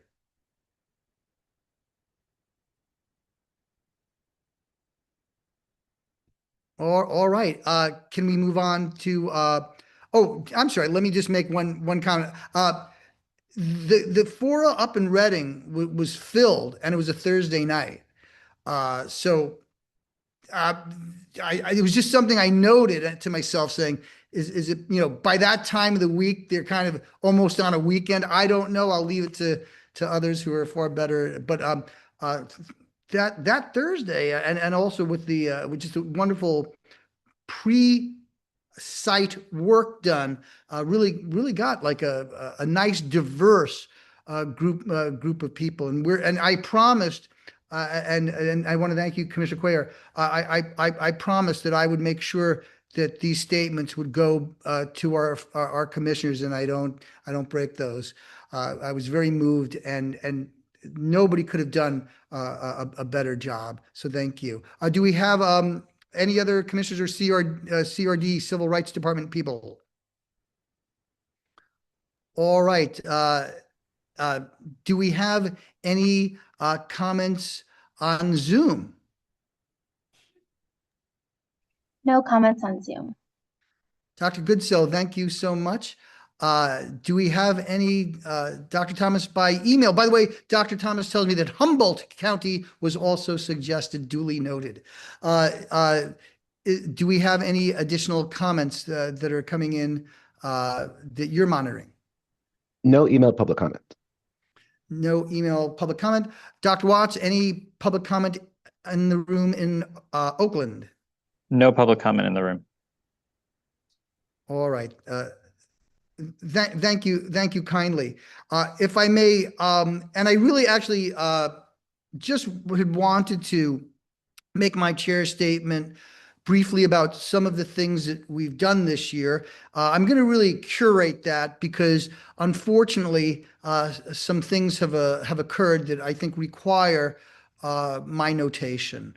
But the first thing is what I'd like to do is I want to thank my fellow commissioners and the CRD staff for so seamlessly combining excellent community fora, research that we both collate, but also that we contribute to,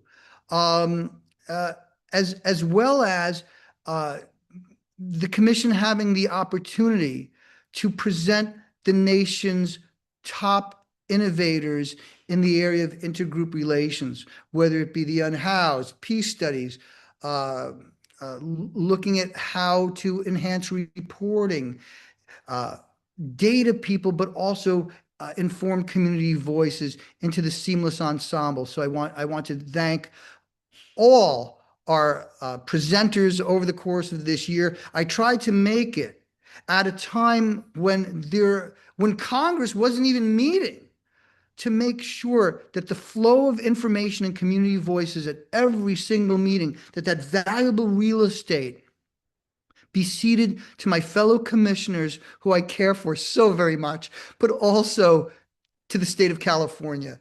So I'm very thankful for that. As you know, I'm Brian Levin, he, him, and I'm on this commission. I wanted to, before going into some of the more substantive statements, some congratulations.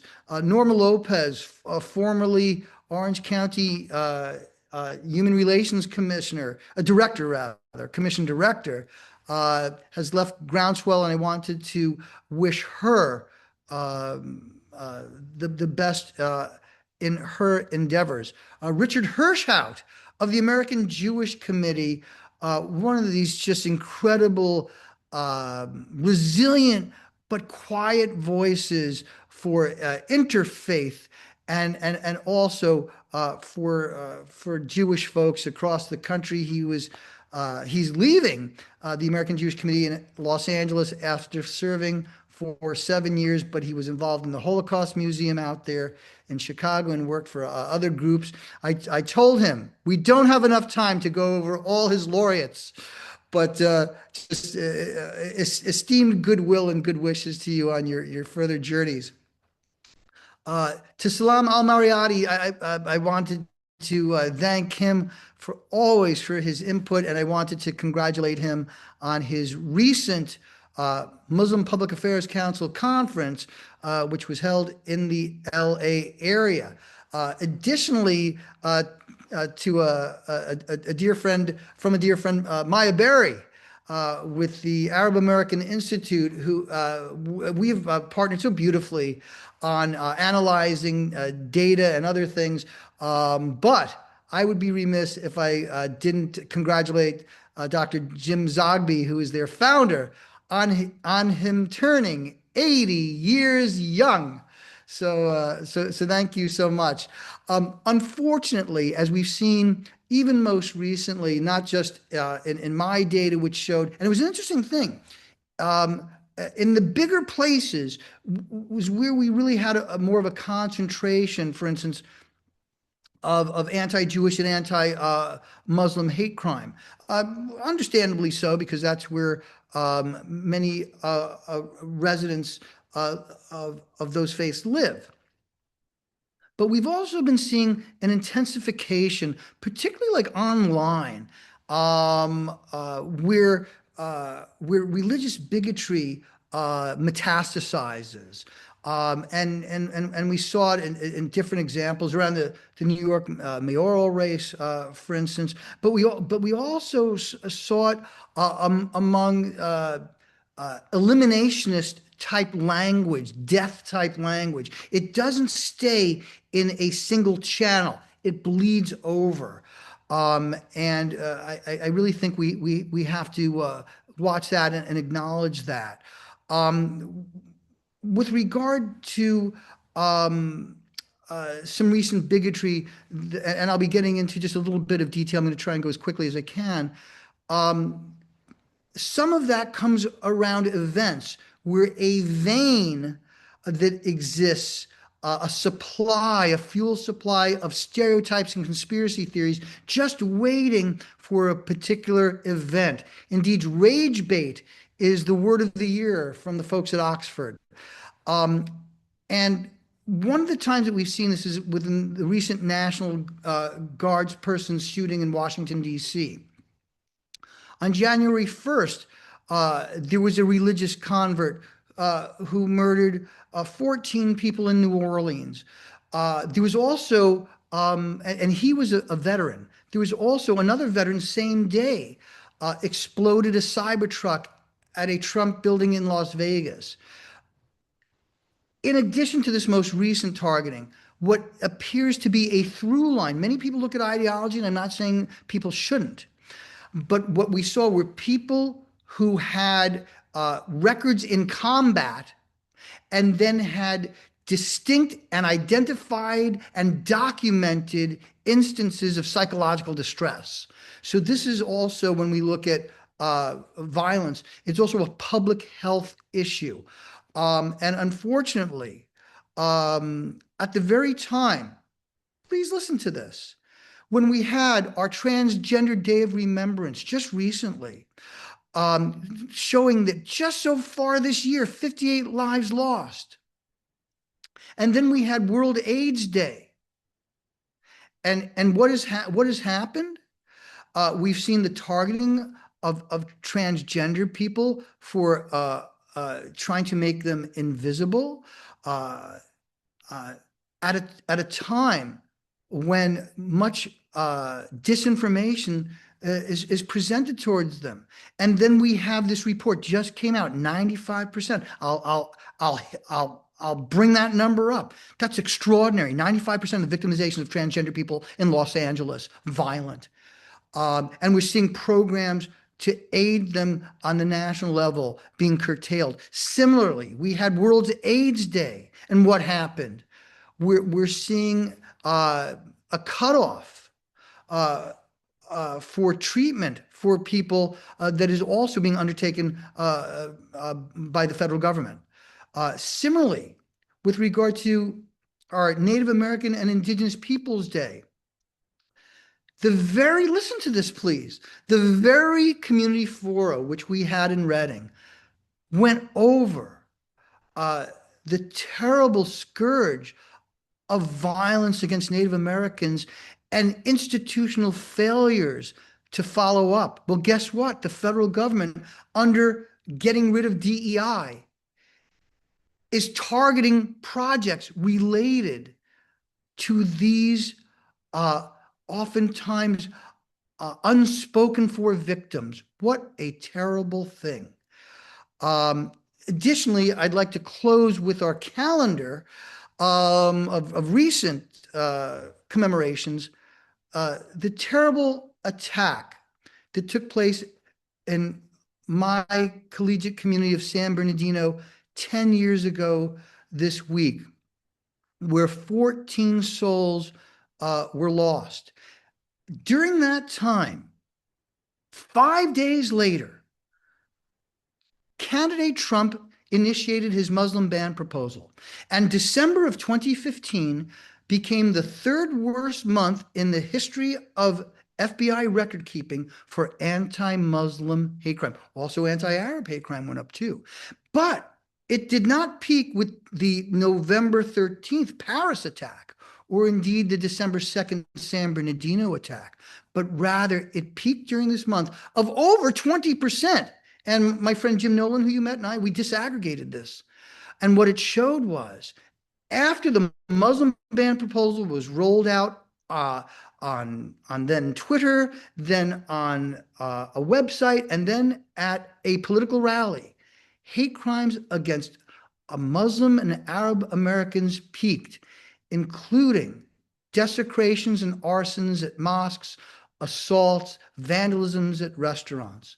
And interestingly, we are seeing similar things now happen to not only our Muslim brothers and sisters, as well as our Arab brothers and sisters, but also Jewish Americans as well.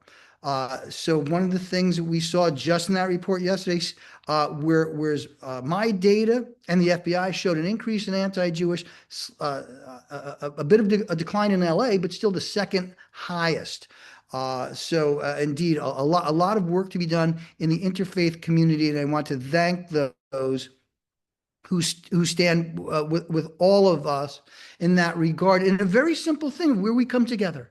We come together by recognizing our legal obligations, and the legal obligations of this state require me to protect our transgender community. It requires me, with my colleagues here, to protect all persons of faith and those of none at all. It also requires me, but my heart requires me more so, to protect our immigrant neighbors at a time when we are going to experience holidays in Christianity and Judaism, Christmas time on December 25th. Well, I want to thank my Christian brothers and sisters, those who say, "Blessed are the peacekeepers, because they will be called sons of God." I don't say that to promote religion.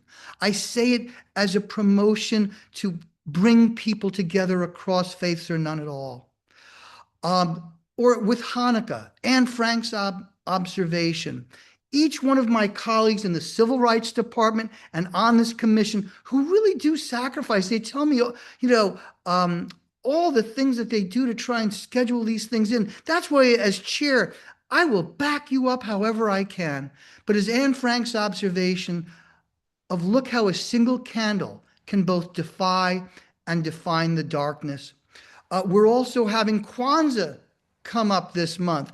And remember, if I may, a product of the Cal State system, if I may, as you light the 7 candles and honor those who came before, know you will inspire those who come after, just as Reverend Vivian did for me, and just as Judge Thompson has done for our director. But this is indeed not a religious call, nor would it be proper of me to make it such, because we are a state entity. But, you know, when I was in Washington meeting with people from various communities just last month, all the museums were closed except for the Kennedy Center. And my wife took me there. And we saw a beautiful concert of music from South Asia. But I also went up to the second floor, and they had a book that was published by John F. Kennedy. Bobby Kennedy Sr. made sure it was published after he was murdered 51, almost 51 years ago. And what he said in this book that he published was the interaction of disparate cultures, the vehemence of the ideals that led the immigrants here, the opportunity offered by a new life, all gave America a flavor and a character that make it as unmistakable and as remarkable to people today as it was to Alex de Tocqueville in the early part of the 19th century. Yet now we have, just this week, and I try not to be political. I'm a lifelong independent and will always be such. But when we have a head of state, when it was demonstrated during elections, when Haitians were targeted with defamatory falsehoods that they were eating pets, in Springfield, Ohio, we had more racial and ethnic crimes directed against people of color in September of that month alone, when it was parroted by the vice presidential candidate, than the whole year combined for everybody and the year ago. So when we have someone during a press conference in the Oval Office, and this is not political, if there was a Democrat that said something like that, I would condemn those words as well. But to call our Somali community garbage and to say how they should be kicked out and don't belong here runs counter not only to people's religious decency, for those who are experiencing holidays during this season, going back to Leviticus, where folks were told, and this is embraced by all the Abrahamic faiths, but even if you don't, you can embrace it as a decent American. And that is, there is a special duty to the foreigner who sojourns among us, to treat them as the native born. That is not just a religious call, and nor would it be appropriate for me to rely on it in that way. It is a call of what decent Americans believe, from our presidents as well as the Statue of Liberty, who beacons those people. 100 years ago, it was Irish people, Italian people, Jews, and Catholics. So to my friends, and I want to extend also to my dear friend Errol Southers, who has done so much to welcome that community to Minnesota, an unsung hero. You know him as a hero in California. He does stuff all over the place. So I want to say something in the Somali native language, if I may. Agzag America Wiksu Ka Yamada Kala Dawanas An Shahaha Iya Fursatahara An U Mujino Kuwa Uga Wanagasan Adanka Waxan Dineya Deriska Yug Semilyadad. And just to keep it short, the strength of America comes from the diversity and opportunities we show to the best in the world. I care for my Somali neighbors. And with that, I will close my chair's statement relating to this holiday season and my good wishes to all my commissioners, Civil Rights Department employees, and all residents of this state, irrespective of where they come from, who they love, the language they speak, or a multitude of other characteristics. Thank you so much.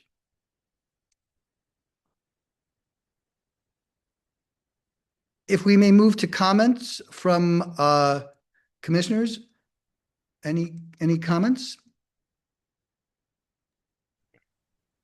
Okay, we will. No comments.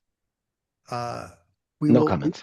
We will then move on. Rebecca, do we have public comment on Zoom? No public comment on Zoom. Kevin, do we have any emailed public comment? No emailed public comment. Thank you so much. Alec, do we have any public comment in the room in Oakland? No comment in the room. All right. I will move on to agenda number 5 as I want to, I try to wrap these things up before noon. Discussion of civil rights, civil liberties. And what I'd like to do is actually try and keep this tradition up if possible. I would like to hear from commissioners first before I go, or members of the Civil Rights Department.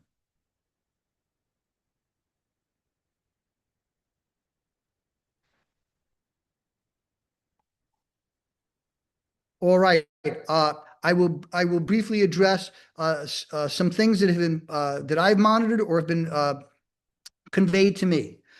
First of all, with regard to civil liberties, we have seen an extension of what was called the unitary executive power to encompass using federal officers, oftentimes dressed in military garb, for enforcement across the country, including, as we've seen here in Los Angeles.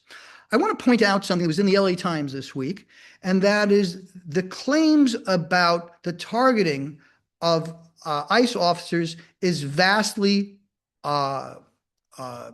exaggerated. And I would refer to people to look at that article. And by the way, let me just say, I don't condone violence in any way at all. I'm a disciple of a dear reverend who was a peacekeeper. But nevertheless, what appears to be going on and what we've seen with regard to federal commentary is that social justice, peaceful social justice organizations appear to be being targeted for dissent rather than a threat to the public. And it appears that they are being labeled as extremists. So the extension of the use of the word terrorism to deprive people of civil rights and dissent is something I wrote about in a book called The Limits of Dissent. And certainly we will continue to monitor that. But it's come to the point now, and I encourage you, and I'll post it to my social media, available at Prof. Levin, among other places, where we've seen a dreamer who was on her way to surprise her parents from Babson College, who came here at 7 years old, being deported. There are over 150 of these that have been counted by Senator Durbin. We've additionally seen American citizens be detained, including a famous Native American actor as well. These deprivations are things that we have to continue to look at. And there are other deprivations as well, which are outside of our statutory limits.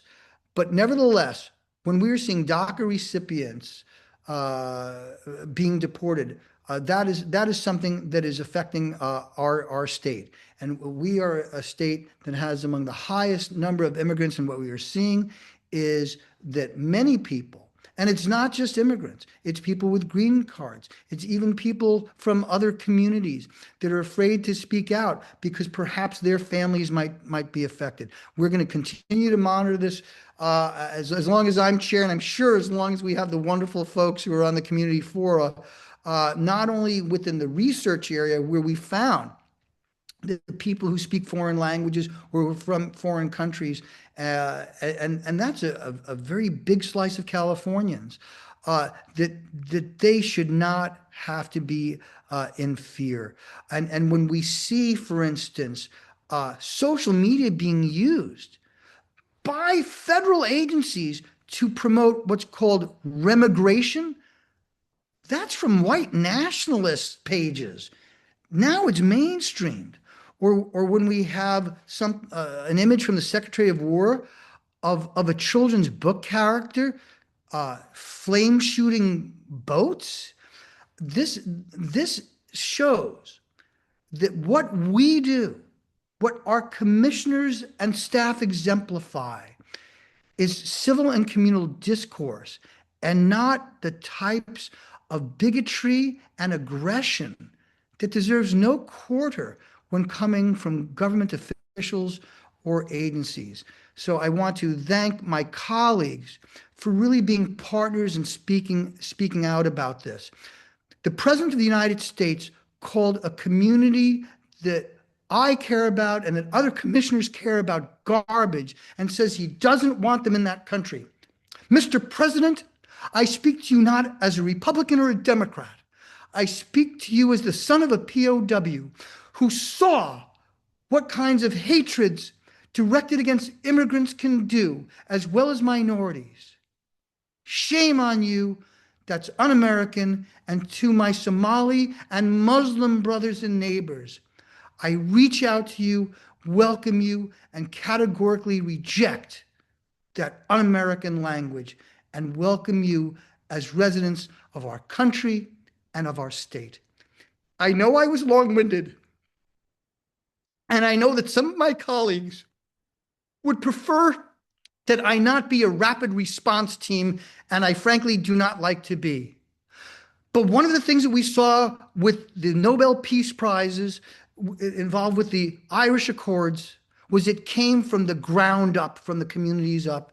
And indeed, this is a salute to the community which I humbly serve, and also to my commissioners who I have such deep admiration, and want to thank you for the support for me to represent this as what the essence of our state does.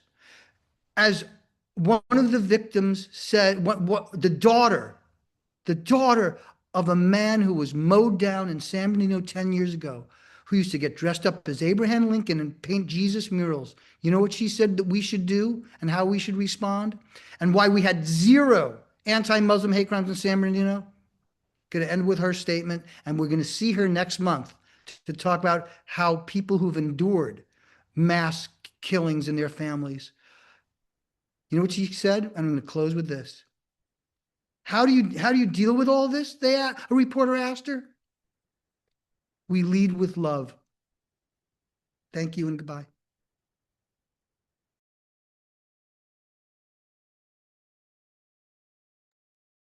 Do we have any further comments? All right, we will now move on.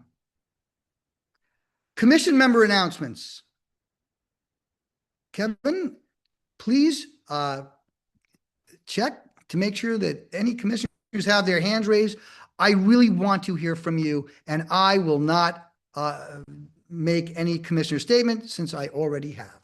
But I encourage every single one of the commissioners, and indeed, if I'm allowed to exercise some class diplomacy here, non-commissioners as well, who are beloved on our civil rights department for doing such wonderful work and making us look much better than we are in the rearview mirror. Floor is to my friends. No hands are raised.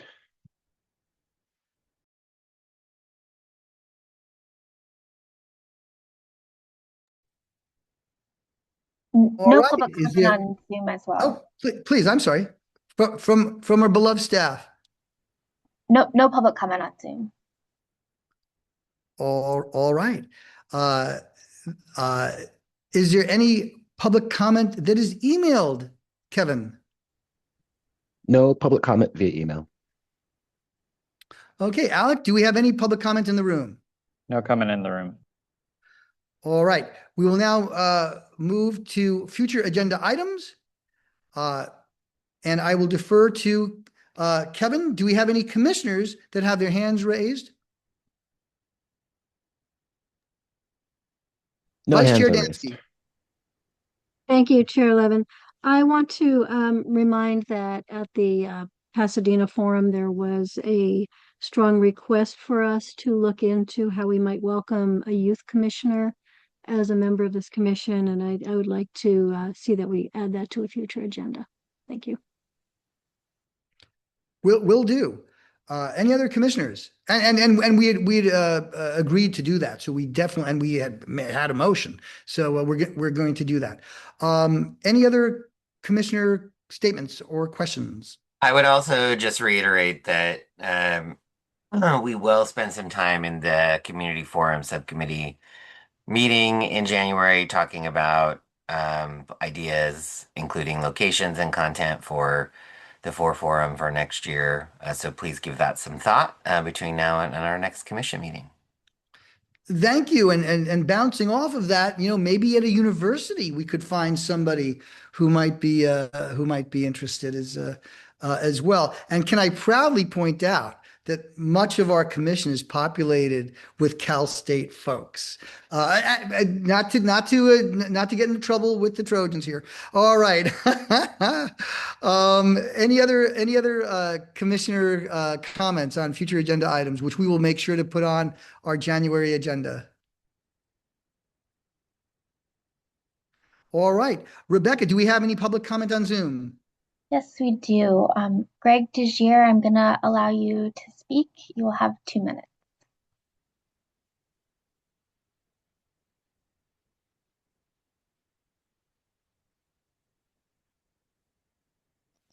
Unmute. I think all of you are aware of the criticisms I've had of the commission for lack of action, with the sole exception of the huge exception of the great post hate crimes training video that I think Commissioner Suthers and Commissioner Damsky were instrumental in getting the commission to recommend to post and then actually producing it. With that exception, there's been very good discussions at meetings, presentations, the community forums, but no action. So I would hope that some of your members would take this opportunity for the coming legislative year, put some things on the agenda for January as possible action items. And these are things, I will mention 3, but I'm sure each of you has things on your heart and your minds that you would like to see some action on. The 3 I'm bringing up are things that are not new to the commission and therefore I think are ready to be discussed for possible action and perhaps an up or down vote. One is the issues on homelessness that were discussed today, and specifically adding homelessness and housing status as a protected characteristic under the hate crimes law. That would be there is going to be an effort for legislation in that direction. Support from the commission would make a difference. Secondly, the post video that I mentioned is there's going to be an effort to mandate law enforcement agencies to use it. A lot of agencies have used it voluntarily. The ones who haven't are probably the ones who need it the most. And I think that a endorsement from the commission specifically for legislation to mandate that would be useful. And the third is the disability issues that were discussed at the forum in Oakland. And thank you, Commissioner Cuellar, for trying to get those on the agenda. I'm sorry, there's no response. We didn't even get it on the agenda for a vote. So those 3 things, I would hope that would be put on the January agenda for at least an initial discussion, leading to possible legislation this next year. Thank you very much, Mr. DeGier. Do we have any other public comment? No other public comment on Zoom. Thank you so much. And thank you also for putting up so well with me in Reading. You just so beautifully organized the presentations. So I wanted to just thank you for not only the good work you do for us virtually, but for the good work you do for us in person.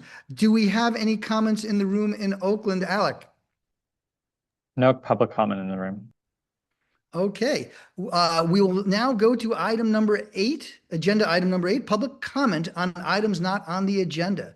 The commission may not discuss or act on any matter raised during the public comment section that is not included on this agenda, except whether to decide to place the matter on the agenda of a future meeting.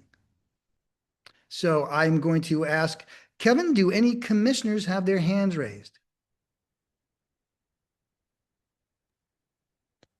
No hands are raised. All right.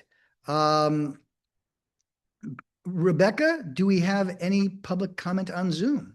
No public comment on Zoom. Kevin, do we have any emailed public comment? No emailed public comment. Alec, do we have any public comment in the room? No comment in the room. All right. We will now go to item number 9, and that is with holiday and other good wishes.